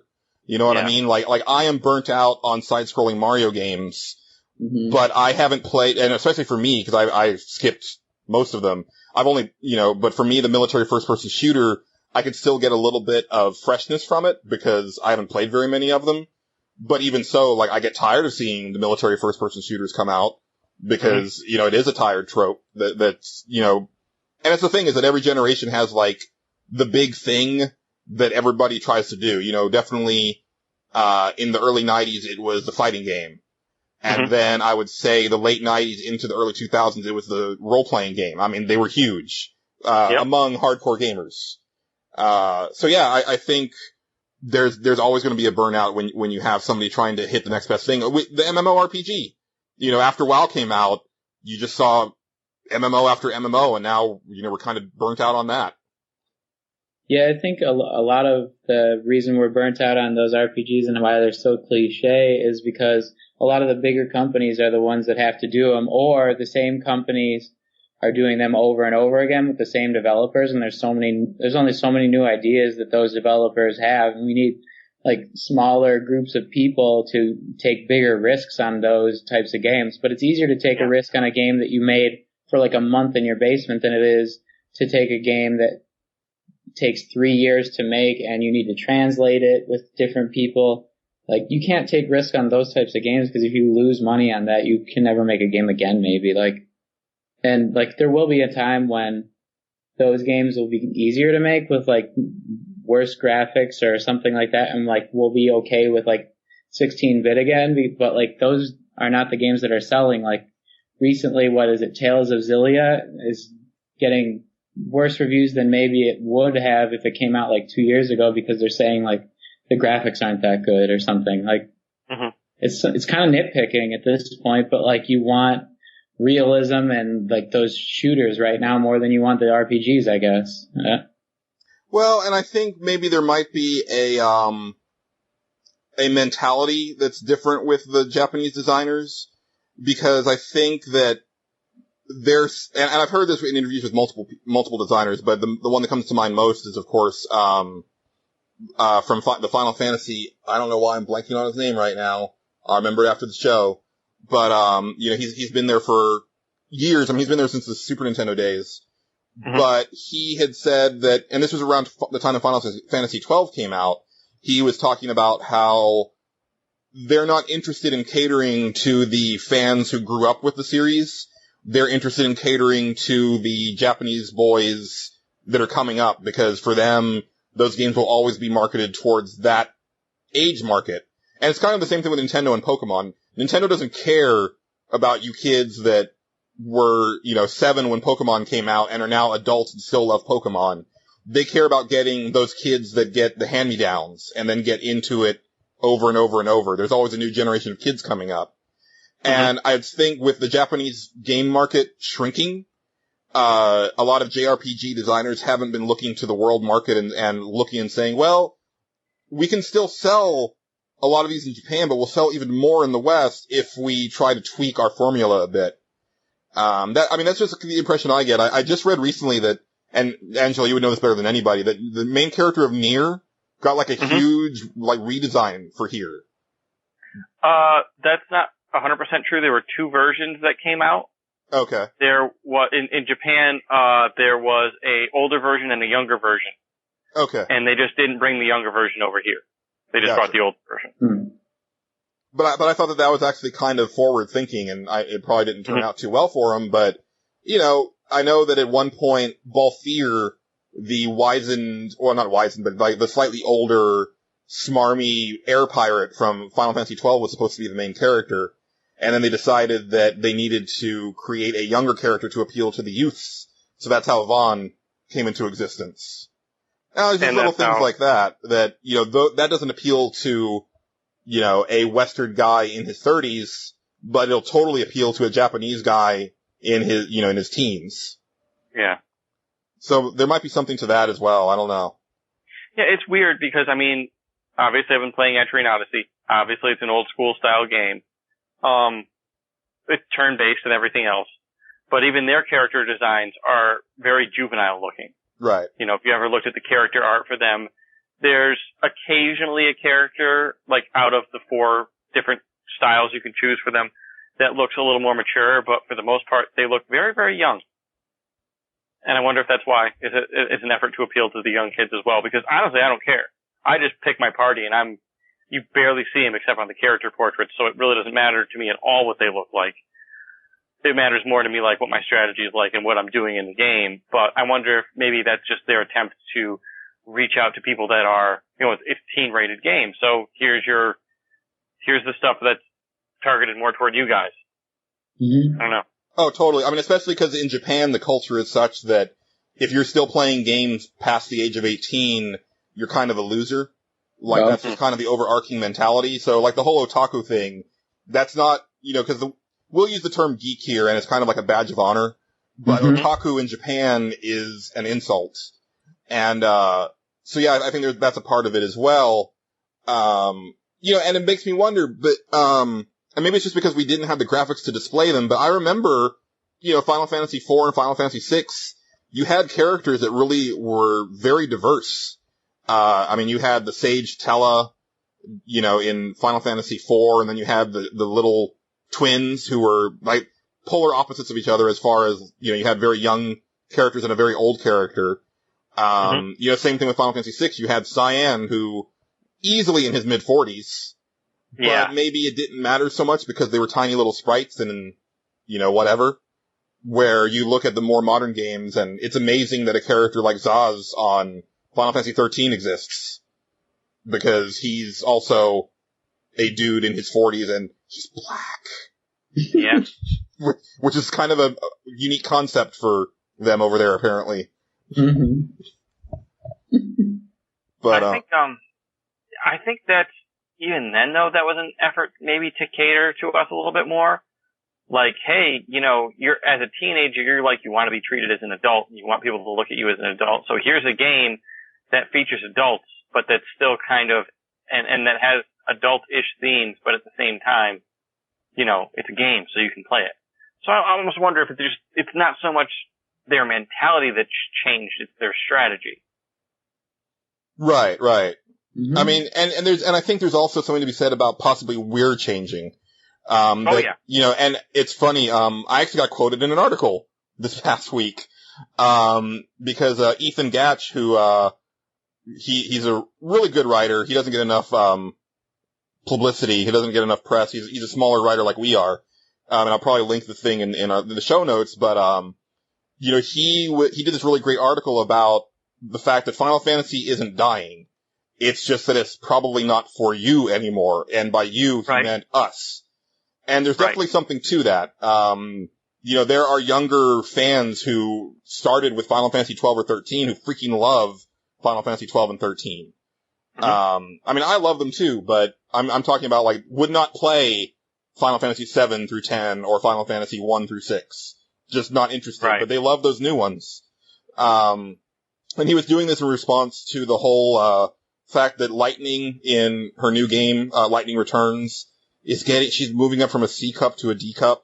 Nice. Which, guys, it's not a big difference. Like, just FYI, like, I don't know if you know boobs, but that's really not a huge change. Yeah, that happens during pregnancy. That happens during life. I have an expert that I asked. So. Yeah, that just happens during life. Like, I have a friend who went from a full B to a double D, and she's quite happy. And that was just life. That wasn't pregnancy or anything. So, yeah, but anyway, people were really riled up about it, and I just came out and said, if you're really that upset about it, where were you when Mass Effect 2 came out? Because they completely boobified Liara. If you compare her from Mass Effect 1 to 2, it's a much, much bigger change. Mm-hmm. And it's really not that big of a deal. It doesn't really bother me. But a lot of people have been declaring that this is the demise of Final Fantasy. Like, this is the thing that did it. This is the final nail in the coffin. And it's like, well, really, the last couple games have been really good. They just may not have appealed to you because you have been there since the beginning. Personally, I really liked Final Fantasy 12 and 13. I know a lot of people hate it. But you can't sit there and say that they're bad games. I think you can say that they're not games, they're the games that you didn't like. But just from pure mechanics and design, they're good games. Final Fantasy 13 is still one of the most gorgeous games that I've seen this generation. It's just very linear, but then again, so is Final Fantasy 6. So is Final Fantasy 10. So is Final Fantasy 9. These are very linear games. It's just that Final Fantasy 13, you saw it on the map because it was just a corridor. Right. I don't know if that's necessarily, at least they did a better job of giving you the illusion that you were exploring in the earlier games. But I mean, in Final Fantasy 9, you could wander around the world map and you could do this, that, and the other thing. You don't even have that option anymore. Well, and there was an element of you have to find a little bit where you have to go next. It's not just spelled out for you. It's not just run down the tube until you hit something that you have to do next. It's wander around the world map until you find another town. So, right. I mean, there's exploration, with I don't know, a cravat to that one. Yeah, but, and they have secret monsters and areas to go into in that world map, so that made it kind of fun. Oh yeah, there were characters in Final Fantasy 7 that you would totally miss out on if you didn't know they were there. I did. And 6. And 6. Yep. But then you could almost say that Final Fantasy 13, because of course we don't have the airship anymore, but I kind of feel like when you get to Grand Pulse, that's the Final Fantasy 13 version of having the airship. Because all of a sudden you have this really expansive area that you can do a ton of stuff in if you choose to. It's just that for a lot of people, they'd already been so used to just going to the next area that that's all that they did. But you have the option there to, do a lot of stuff. Mm-hmm. So it does open up a little bit. It's not nearly as much, of course, as the older games, but the older games also had overworlds that you could explore where these modern RPGs don't have that anymore. Yeah, I wasn't, as up in arms in 13, and I've been on record saying I actually like it. But I also spent a lot of time in that open world at the end, and I fought a ton of monsters and found more cactar than I know what to deal with. But I also don't mind linear video games because I just find them more engrossing movies. I don't really need to have that non-linearity unless I think I'm gonna get it and I don't get it. That's disappointing because it's like bringing your hopes up for something and then letting you down. But every Final Fantasy is supposed to be different to me. And they definitely have. Excuse me, they definitely have been. I think, there's a danger with Final Fantasy 13 and possibly 15 where they change too much at the same time. Mm-hmm. You know what I mean? Like, I think that every Final Fantasy is different, but there have been certain things and certain themes and mechanics from Final Fantasy 1 through 12 that were pretty consistent. And then 13 kind of threw a lot of those out the window. You know, and I think it was just a little bit too jarring. And it was just a case of, like, too much at the same time. It really, I mean, you got rid of exploration and towns and shops, you know, like all at the same time. Like, that's a lot to get rid of when you've come to expect that from the series for 20 years. Yeah, what I really like, though, is that they got rid of grinding, and I didn't have to do that except for, like, one spot near the end of the game.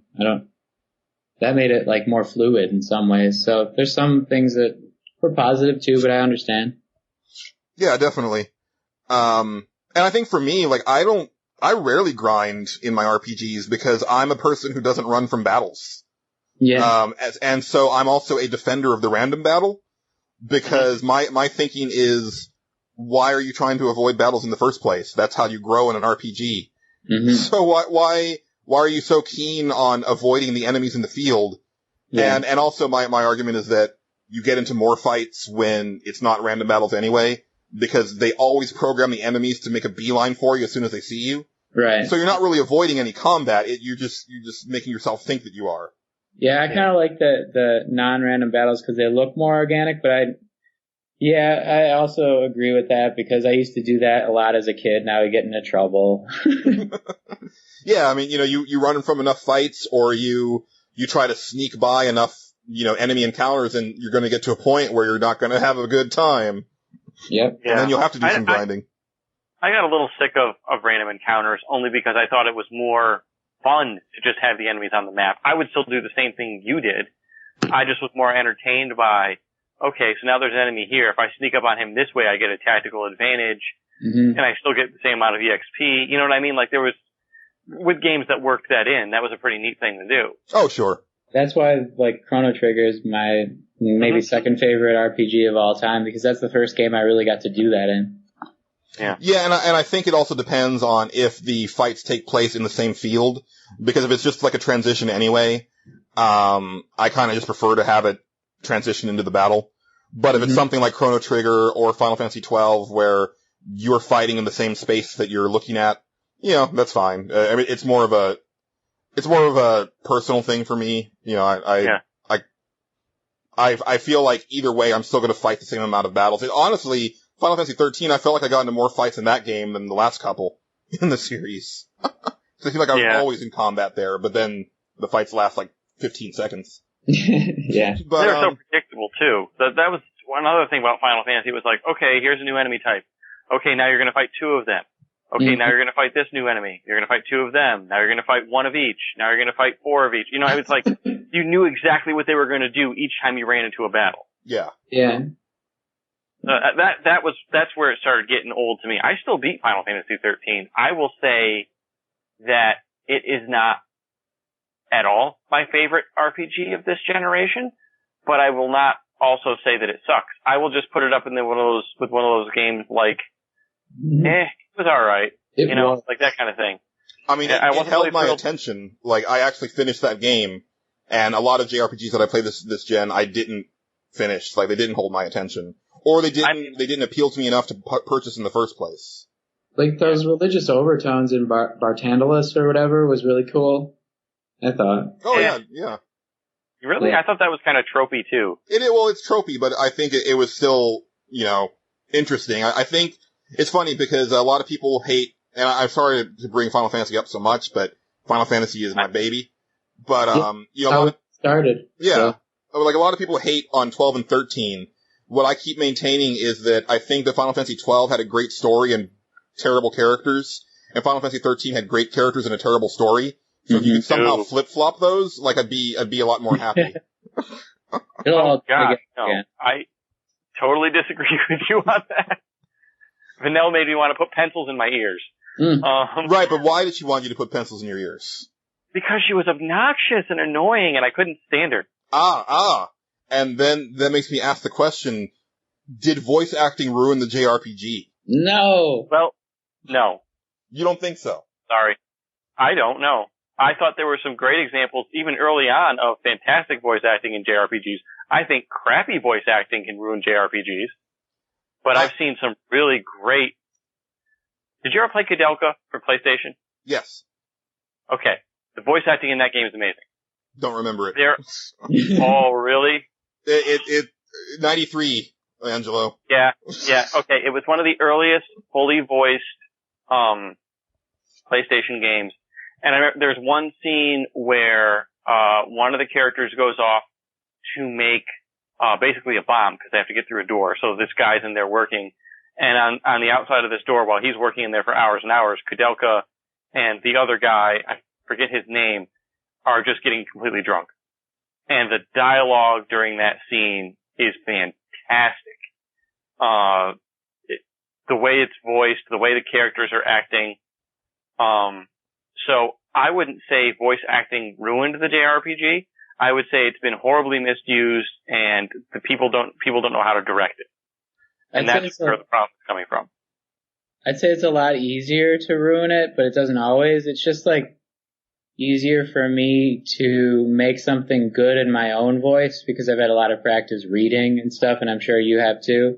The only way that like a non-voice acted game would ruin it for me would be if like my mindset was kind of creepy, and it's not. So like since I get to add my own tone to it, I can always make it in exactly my own image. And it's harder when it's somebody else's image of what that word should be like. But I disagree because the games that only voice over some of the words allow you to get like your own imagination for the rest of the words. And that like is like a success for me, as in like Fire Emblem or something like that, which most recently comes to mind. They say like, that? Or something like that, and then you'll have like a bunch of words after that, and you'll be thinking in that like sort of tone, but you get to put your own inflection on each word as you like imagine it. So I think there's like a middle ground you could take that would be even better than like complete voice acting. Yep. Yeah, but see, I'm not talking about the quality or not quality of the actual voice acting. I'm talking about the fact that some of the translated stuff sounds horrible when you speak it out loud. Because I have another example for that, Tales of Vesperia, that has some of the best character acting and not even quality acting. Like you can play that game and go, okay, this voice acting is kind of meh, but the characters are written well, it's translated well, and as a result, you absolutely love the characters in Tales of Vesperia. So again, I don't think it's the actual mechanic that's breaking the JRPG. I just don't think it's implemented correctly. Yeah, but again, you're talking about the acting. I'm talking about, and here's my example. Lassie, Falsi, thief. When people say those words, it sounds like stupid man-baby gibberish. And, you know, like, I think that if I'm just reading those words, like, I'm fine. But if you say them aloud to me, it sounds like the stupidest thing ever conceived. And the thing that the thing that made me start thinking about this was Final Fantasy Advent Children. Because that was the first time that I had actually heard, like, any of the jargon from Final Fantasy VII spoken. And I was like, this is really stupid. Like, it completely shattered my love of, like, the Final Fantasy VII story. And now when I go back and play Final Fantasy VII today, I'm like, yeah, you know what? This isn't really as good as I remember it, but I'm thinking of, like, these words and just what they mean and everything in the context of the game. And all of the jargon and the stuff that they're talking about. And I think maybe a large part of it is just lost in translation. That's just bad localization is what that is. But it's not, it's the words that were conceived in Japan, like, you know, the stuff in Final Fantasy 13, that's what they came up with. If anything, they should have tried to localize it to get rid of that stuff to make it more palatable. That's what I'm saying. That's exactly what I'm saying, is when they localized it, they should have localized it. They shouldn't have just translated it. Right. When you just translate something, it's always going to sound like crap because it's a different culture, it's a different environment, it's a different thought behind everything. You have to localize. You have to actually understand what would sound good in the culture you're bringing the game to. Personally, I don't care. I've said before that my favorite translation ever was of the original Tales of Fantasia. Now, this isn't voiced, so this doesn't really work, but it was done by a fan. A guy who called himself DJAP went in and hacked the ROM and did his own translation of it and took everything as liberally as possible. And he took what, if you translated it, would be a very dry, very boring, very tropey story and made it amazing and made the characters fantastic. Do that. Do that. Have some liberties. Keep the overarching story, keep the outline there, keep the personalities there, but bring them to the culture you're trying to bring the game to. That only makes sense. I don't know why people don't do this. Take some liberties. Be a little liberal with it. Yeah, I understand. I just think that Advent Children was like an isolated incident and was not really that good of a movie. I only saw it once myself, and I love Final Fantasy VII. Like, and I don't even like watch it when it's on TV because I don't want to see that again. But like voice acting can like always makes movies better if they cast the right actors in like a Studio Ghibli movie or something like that. You got to think that that's better than like reading the subtitles yourself because they do it the right way. And same thing for like Pixar, but that's in our language first. It also can be a detriment, just like the bad circumstances if you don't get the correct actors, like if your DreamWorks. But I don't know, it happens in every medium, I think, and I don't know. I don't want to generalize completely, but I definitely half agree with you, Julian. Yeah, I just think that, for me, and maybe part of it is just because you get that anime thing where, they can't, they're trying to fit what they can fit into the mouths of the characters in the timing. And so what happens is you don't get the gist, the proper gist of what's happening, where something like Dragon Age, where, let's be fair, they're saying some silly, fantasy stuff too, but it sounds more earnest because they're actually performing before the character gets animated and everything like that. So you're getting the true performance of, what's on the paper instead of, this after the fact thing. Maybe, I don't know, cause sometimes it's better for me when I'm playing a JRPG in Japanese, although that didn't do me any good in Time and Eternity. It was garbage either way. Yeah. Because the Japanese voices were just as bad as the American voices, like, just straight up acting. But, I don't know, it's something that I've been thinking about lately, that maybe some of these games I would enjoy a little bit more if the characters would just shut their mouths and let me read their text. I think so, but I don't think it's because of voice acting. I think it's because of bad localization. That's my opinion on it. Yeah, well, in some cases it is the voice acting, like, Time and Eternity. Fair enough. But, that can definitely happen as well. I mean, it's, yeah. And I would think that, Lunar 2 is my favorite, JRPG on the PlayStation 1. I don't know, like, if I go back and play it again, like, there might be some stuff in there that there is bothers me. Yeah. And but that gets me thinking, like, maybe these games are, maybe I am just getting too old for them. Maybe it is the thing where, go ahead. Here's the thing, when you're talking about Lunar and you're talking about, and again, I'm going to bring up Tales of Vesperia, you can point to that and go, this is not good acting. It's not awful acting, but it's definitely like Saturday morning cartoon fare acting. You know what I mean? Right. And that adds to its charm to me. Like, if it's done right, and if what they're saying is actually working, and the acting isn't that great, then it makes the experience more innocent somehow. And it makes it more approachable. And when you're dealing with games like Lunar, which is very lighthearted, and like Tales of Vesperia, which is, it's that bubblegum kind of pop, if you could, pop RPG. It works. It doesn't work for serious ones. It doesn't work for Final Fantasy. Final Fantasy is too epic for that. You have to treat that like you treat Lord of the Rings. You know what I mean? Yeah. Not that it's on the same level, but you have to treat it with that air of gravitas, I suppose. Nice. But they're not doing that. But and this is a good point. This is brought up in the piece that Ethan wrote about, is the fact that Final Fantasy didn't always take itself that seriously. No. It definitely had its moments. I would say that Final Fantasy VI is probably their grand opera. It's not just the opera scene. Like, there's something very operatic about the entire affair. But at the same time, you've got a lot of really silly, goofy stuff in there. Like, Ultros, the octopus. You can suplex a train. Yeah, and you've got dumb puns, and you've got, you got silly things going on, like the first time that Cyan meets Gao, and stuff like that. Like, there's a bunch of really silly, lighthearted things in there where I think in recent games they've really gotten away from that, where they are taking themselves, like, really seriously. I think there's room for both.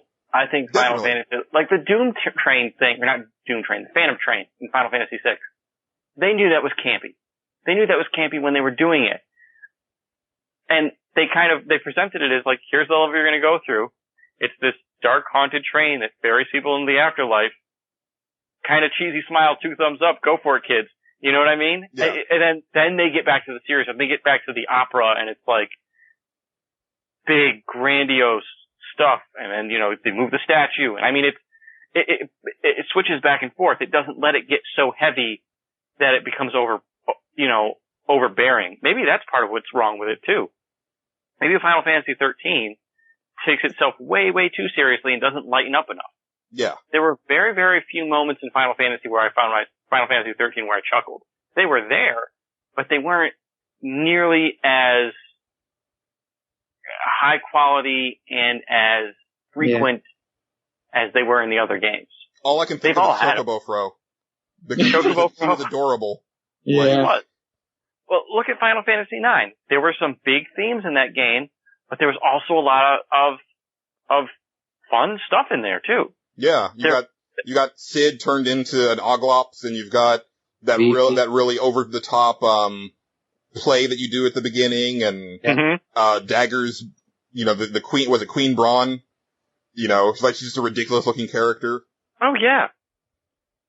But I mean, at the same time, there were serious things that were happening there, but that never let that bear it down. And yeah, Final Fantasy VII has some real serious stuff. I think that of those era of games is probably the least amount of levity in it. Maybe I'm forgetting something. No, I'd say 8 is probably the one that takes itself way more seriously than 7. Because, you know, 7 you've got, like, Barrett and Cloud's relationship, and you've got the whole, I have to dress as a woman to get into this guy's house, and... there's a bunch of silly stuff in Final Fantasy VII. Okay. Yeah. Yep. I guess what stuck out to me more was the more serious stuff, but you're right, there is a bunch more of that in there. Yeah.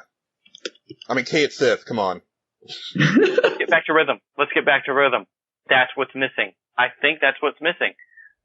And you're talking about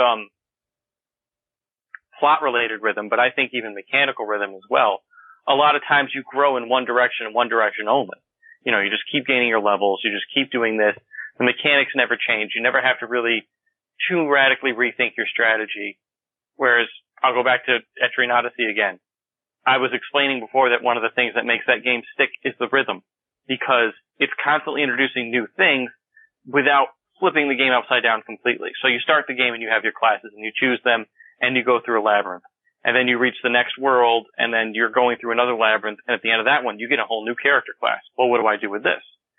Then pretty soon you get introduced to subclasses. Now, you know, you have all this other stuff, and they give you a character that's pre-built that has one of these classes in it already.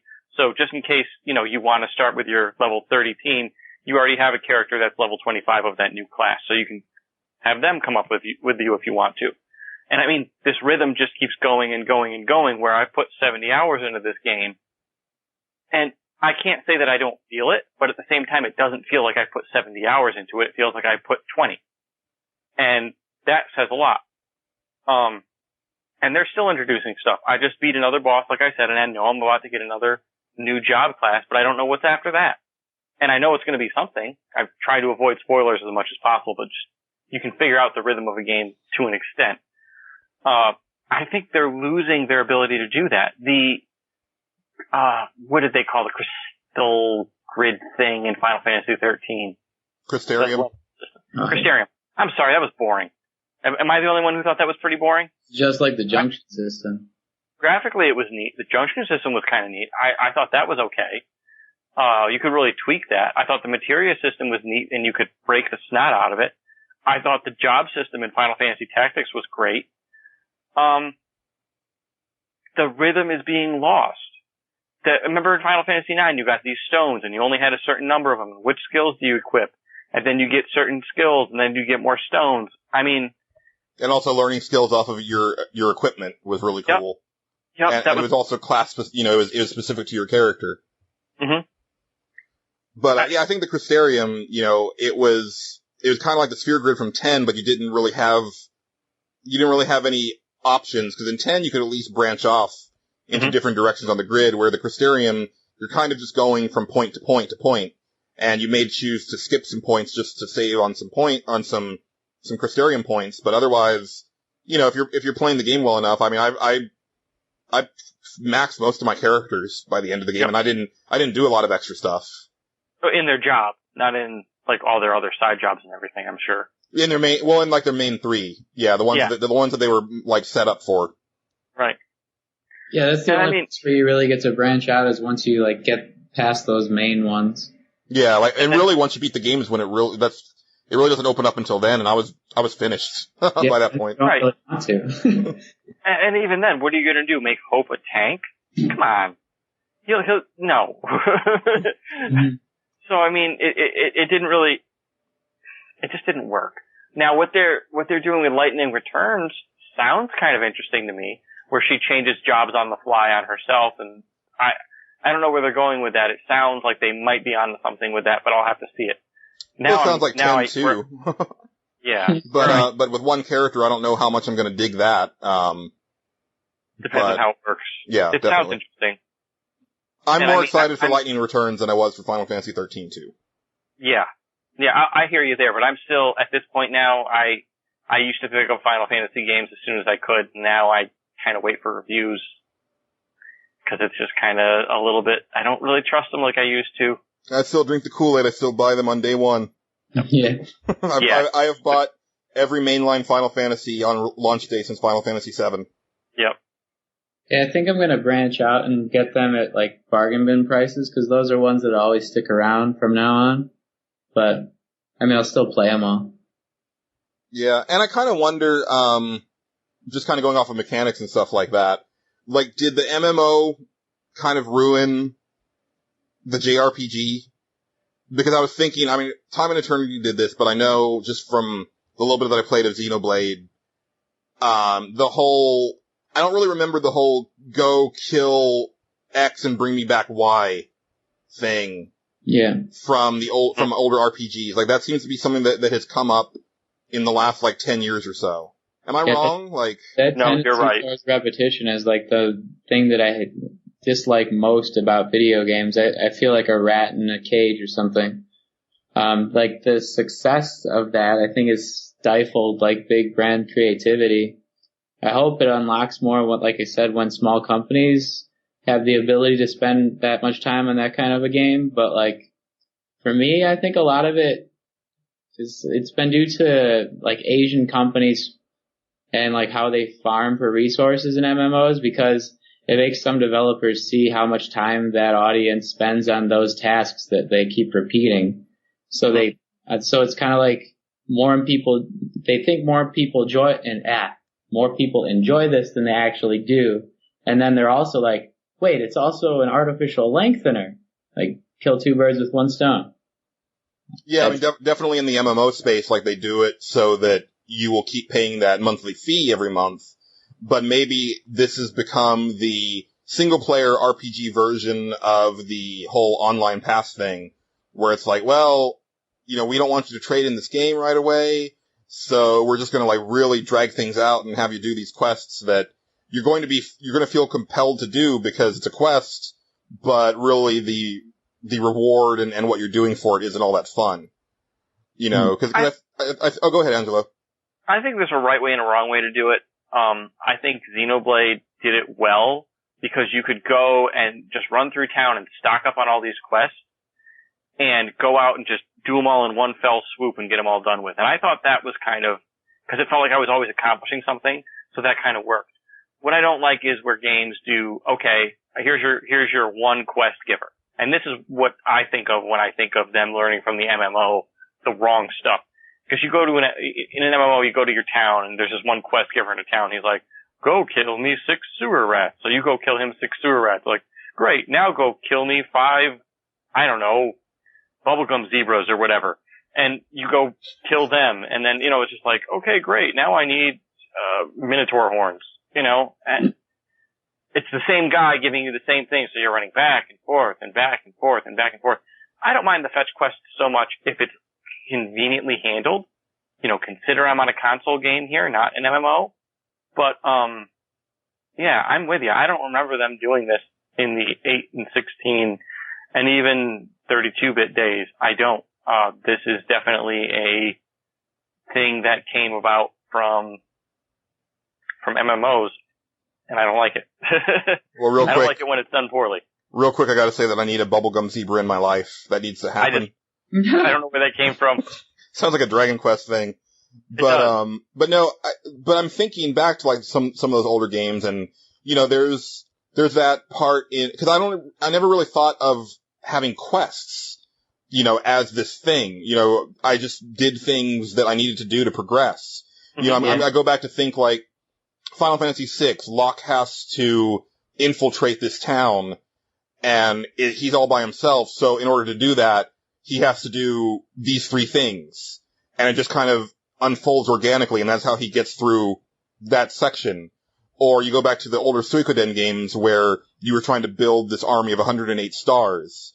And you may have a character just fall into your lap, but you may also have certain characters where you had to find them and do something with them. It was a little story vignette or something like that. And it was just this natural progression of the game, and you could see it, you know, in your base being built and stuff like that. Yeah. I love that kind of game, and I think that kind of a script is underutilized because they try to characterize most of the people who you get in the game, and they can't make some of them like nameless folks in an army, like, which would really happen in like a big battle. You don't get that sense of scale as much as you do in Suikoden. Yeah. I don't know, and maybe I will freely admit that I haven't played a lot of JRPGs in the last 8 or 9 years, and I think it's because a lot of them are on portables, and I'm very bad about completing games on portable systems. Fire Emblem has been a big departure for me, and the fact that I'm 17 hours into Project Cross Zone is pretty amazing, but I feel like if I bought Shin Megami Tensei 4, I probably would put it down after 5 or 6 hours, just because I've got console games to play. So maybe I'm ignorant about this, but I do feel that the games that I've looked at, I haven't even wanted to purchase because I felt like, well, this one has 0 exploration. You just pick, you know, places to go off of a map, or the combat system, you know, seems completely shallow or way, you know, overly complicated to the point of being not fun anymore, you know, or this or that. And, you know, maybe the stuff that I'm complaining about is on those handheld games, and I just haven't heard of them bubble up to the top, you know, because they are on the handhelds. Mm-hmm. It's very possible. Like, I'm enjoying my handhelds, obviously. I've bought a lot of handheld games recently, and half of them are backlogged, but, I'm looking forward to playing them, so.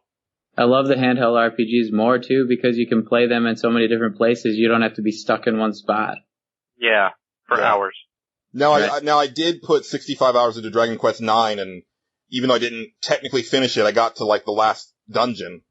And that game consumed me. And you know, and here we have a game that it's light on story, you know, your characters are basically just blank ciphers, but the mechanics were so good, and the exploration was so good, and the battle system was so good that that carried me through. So I guess it just depends on the game. My dream would be for Final Fantasy 16 to be like a Vita, you know, or 3DS exclusive that harkened back to the older games, but with new sensibilities. But you still had like a turn-based, menu-driven, dudes on the right side, bad guys on the left side type of game. That would make me happy. I think Square Enix is gonna treat this as their flagship franchise, and to that extent, it's always going to be pushing the envelope in some way. They're going to go with big graphics. They're going to go with intense action, and picking options from a menu doesn't always seem like the best way to do that. Like, they are going to go for big budget action movie type game.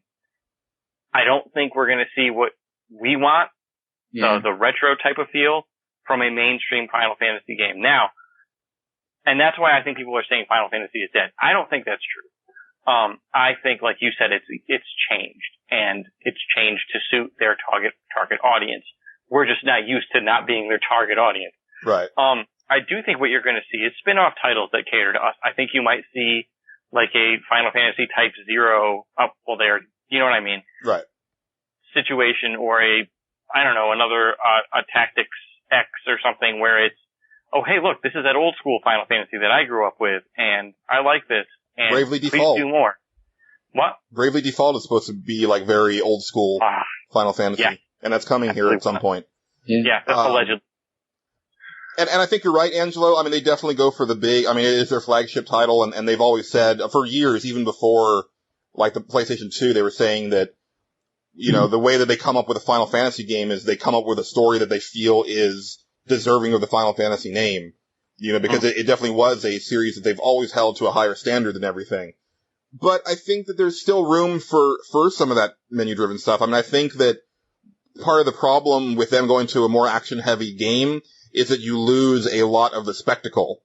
For example, I think that magic spells have been bunked since Final Fantasy 11. Like, I think the spells in 11, 12, 13, and 14 are far less interesting to look at than what had come before. Because you don't really notice them, and they have to be really quick action moves because the games play so fast. Yeah.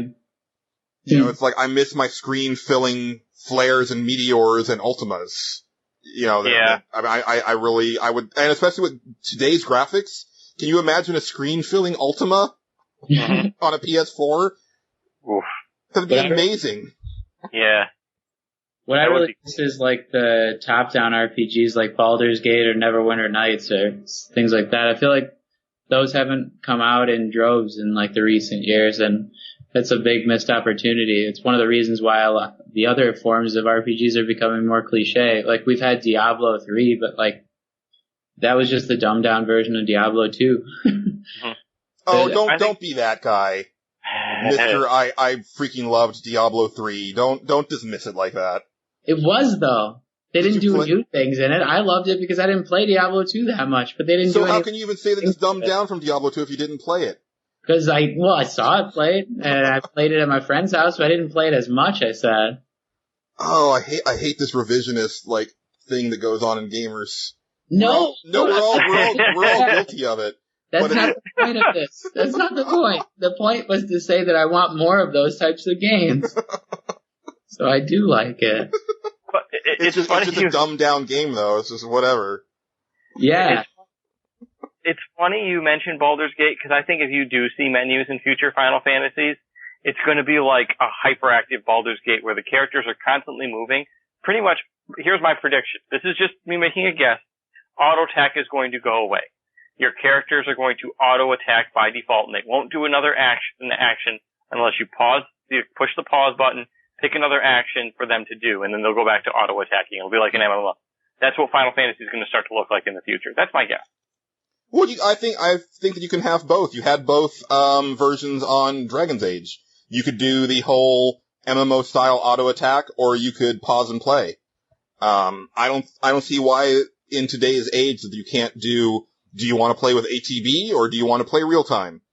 I think that's what they're going to do, but I don't think it's going to be so much of an option. I think it's going to be you're playing real time. I mean, maybe they'll do an ATB thing where you press like a trigger and it pauses the action, then you pick from your menu, and then you let go of the trigger and the action keeps going. That's my guess. It'll be something like that. Yeah.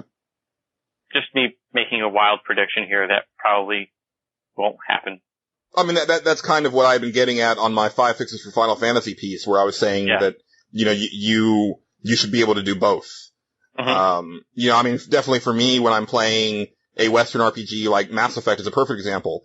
I apparently do not play Mass Effect in the way that the masses play Mass Effect, because most of the time that I'm playing that game, I'm in menus. Mm-hmm. I pause the game, I line up my shot, I get, you know, party member 1 to go attack this enemy, party member 2 to attack this other enemy, and then let go and execute, and then death happens. And it's very satisfying for me. Julian, yo. I just want to update you on my life. You put me to shame, so I had to go get some ice cream, and now I'm eating a pint. Very well. You eat that pint and think about what you said. Carry on. Yeah. But yeah, and we'll probably kind of wrap up here, but, you know what I just thought of, and it's a reason to be very excited, especially with the Wii U being in the picture, because the Wii U is kind of straddling current gen and next gen. I think that what we're gonna see is the PS3 and the 360 continue on for another good 4 or 5 years. And what's gonna happen is I think that a lot of JRPG designers are going to be able to make some really amazing games on the cheap for those systems, and possibly get out of the portable ghetto, because that's where I know a lot of the stuff has been happening in the portable space, like I've said. You know, definitely playing Project Cross Zone, I'm like, I don't know where these characters come from, and then I looked them up, and they were like, oh, this thing came out on the PSP 3 years ago. Okay, like, I would have not have known that. But, that could be very exciting. You know, I've been interested in playing the Persona games, because people talk so highly of 3 and 4. I could totally see Persona 5 coming out for the PS3 or the Wii U or the 360 or all three. Because technically Atlas made one next-gen game on consoles. They made Catherine. And that was supposed to be kind of like their tryout for next-gen consoles, and then they were gonna move on from there. So, you know, I think that that's definitely a viable option. I think we're gonna see far fewer RPGs coming out of Japan, and maybe just in general on next gen, just because, like, those systems are gonna be so expensive to develop for. Man, you're so right about Cross Zone, though, and not knowing those characters. I just wish there was, like, a super edition where it embedded, like, all the other games that you probably didn't know, and, like, when you met the character, you could, like, tear away from the game you were in and, like, play the other game. It would cost, like, $150 or something like that, but that would totally make it worth it. And you could go on, like, a huge side quest that would actually be a whole nother game. I think my thing is I kind of wish that I could just play the Capcom characters. Because they're really the ones that I have the most knowledge of, and I wish that there was more Capcom characters in that game to control. Because I'm like, hey, come on guys, what about Firebrand? Like, why do you just see his people as an enemy? Because he's a hero. Or, you know, Maximo. Or, the characters from Onimusha. I think Onimusha really gets the short end of the stick when it comes to this stuff. Or like Hwoarang. He's Namco, Patrick. Eat your pint. I'm gonna wrap this sucker up. So disappointed in you. I was just being funny. And you are. But yeah, closing thoughts. I think that's really mine. Is that now that I think about it, I think that we might have a bright future for the next few years on current gen consoles, and then maybe the Wii U will get a benefit of that because the Wii U can definitely handle that stuff and even up-res it a bit. So the Wii U seems like the perfect platform for games like this because of that touchscreen. I mean, it's just waiting for menus to clutter it up. Right? So, yeah. That's an excellent point. I wouldn't mind seeing 3DS versions of games brought to the Wii U and just like, you know, with a graphical overhaul, to be perfectly honest. Man. Do you think you could do enough with that new DualShock to put the menu on the actual controller, or is it not big enough? On the DualShock 4? Yeah. Well, that touchscreen is just a touchscreen. It doesn't have video. Oh. Well, I heard that you can use it as a mouse. Like if you, it's like a mini mouse touchpad. Yeah, and then you can also click it in as a button. Yep. I thought there was going to be like an image you could see. Nah. Oh, no, it's just a touchpad. Yeah. Damn. You have to get out your tablet if you want your second screen experience. So you need a third thing, like a tablet and a controller and a TV? Well, No. if you have ADD, like apparently the next generation of gamers does. I do. But, Patrick, closing thoughts? This ice cream tastes good. Does it comfort you? A little. Okay. That's all that matters. And all that matters is that you actually made it through to the end of this episode, faithful listeners. We thank you for listening as always. I'm pretty sure this one's going to get a lot of comments and probably a lot of hate directed towards me. And that's okay. I think I'd just like to say once again that I'm speaking from a place of a lot of experience with RPGs, and I will admit that I didn't play a lot of them this generation, but I don't think that's entirely my fault. I think that a lot of the games just weren't doing things that I was interested in this generation, and there's probably some great ones that I would go back and enjoy, but we're on the cusp of the next generation, so that's probably not going to happen. Preemptive strike. I'm going to apologize in advance for whatever we said to the flamers who like to comment at the bottom and be like angry about it. But those guys probably didn't even listen this long anyway. They're probably already commenting. Right. So while we're recording. Feel bad. I'll spill the sons of bitches about JRPGs. Got here after you commented and are like, oh man, they're actually kind of good people. Yeah, and hopefully we explain where we're at, and I think if you come away with anything here, we all very much love this type of role-playing game. I think for me, maybe I'm past the age of this genre or this type of game, and it's something we're probably going to get into in an upcoming episode as far as just getting older and being a gamer, but that's a topic for another time. Mm-hmm. I think you just need to play some Shin Megami Tensei games. Maybe. That'll fix you. Part of me kind of would like to play Tales of Vesperia too, because the only Tales game that I played and actually didn't care for was the one on the PS1. What was it? I've got it written down. Tales of Destiny. Oh, I didn't play that one. I heard it was terrible. It was alright, but I definitely got bored and traded it in about halfway through. Oh, okay. But yeah, so let us know in the comments what you thought and, sticking points that you have and, maybe you agree with us, and if so, let us know why. You can check us out again in 2 weeks. Also listen to, I guess, whoever is going to be on Push Start to Continue. I know Jesse is expecting his firstborn soon, so he might not be on for a couple episodes. Also check out Digital Mystery Tour. Every Sunday we are knee-deep in our battle theme month. You have to? Speaking of JRPGs, actually, because JRPGs are known for their awesome battle themes. And we've got more than a couple in Digital Mystery Tour this month. What a tease. So check those out. You can also follow us on Twitter. Patrick, can you get away from your ice cream long enough? I'm at some boss. Angelo. I am at Pixel AJ. And I am at Julian_Titus. Thank you for listening. We'll see you next time. And as always, keep it pantsless, Internet. Bye-bye. Nom. Nom, nom, nom. Nom, nom, nom, nom, nom.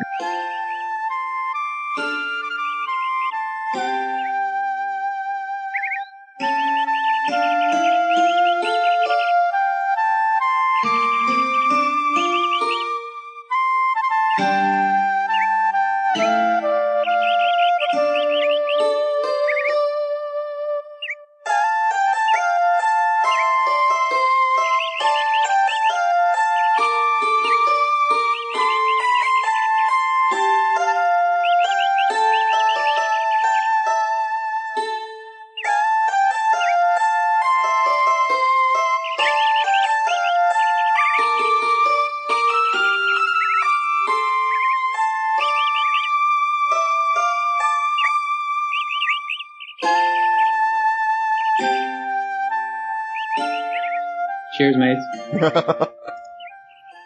L'chaim.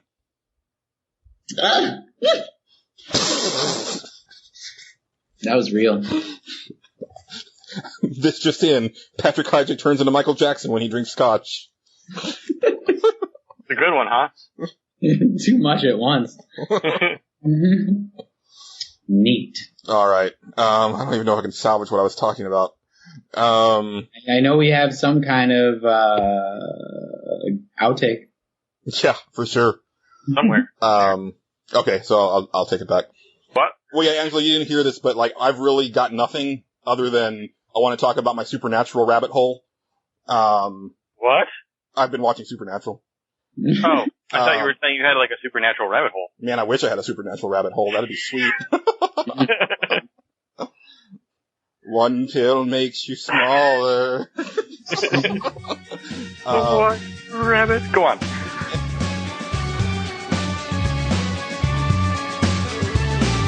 One pill makes you larger and one pill makes you smaller.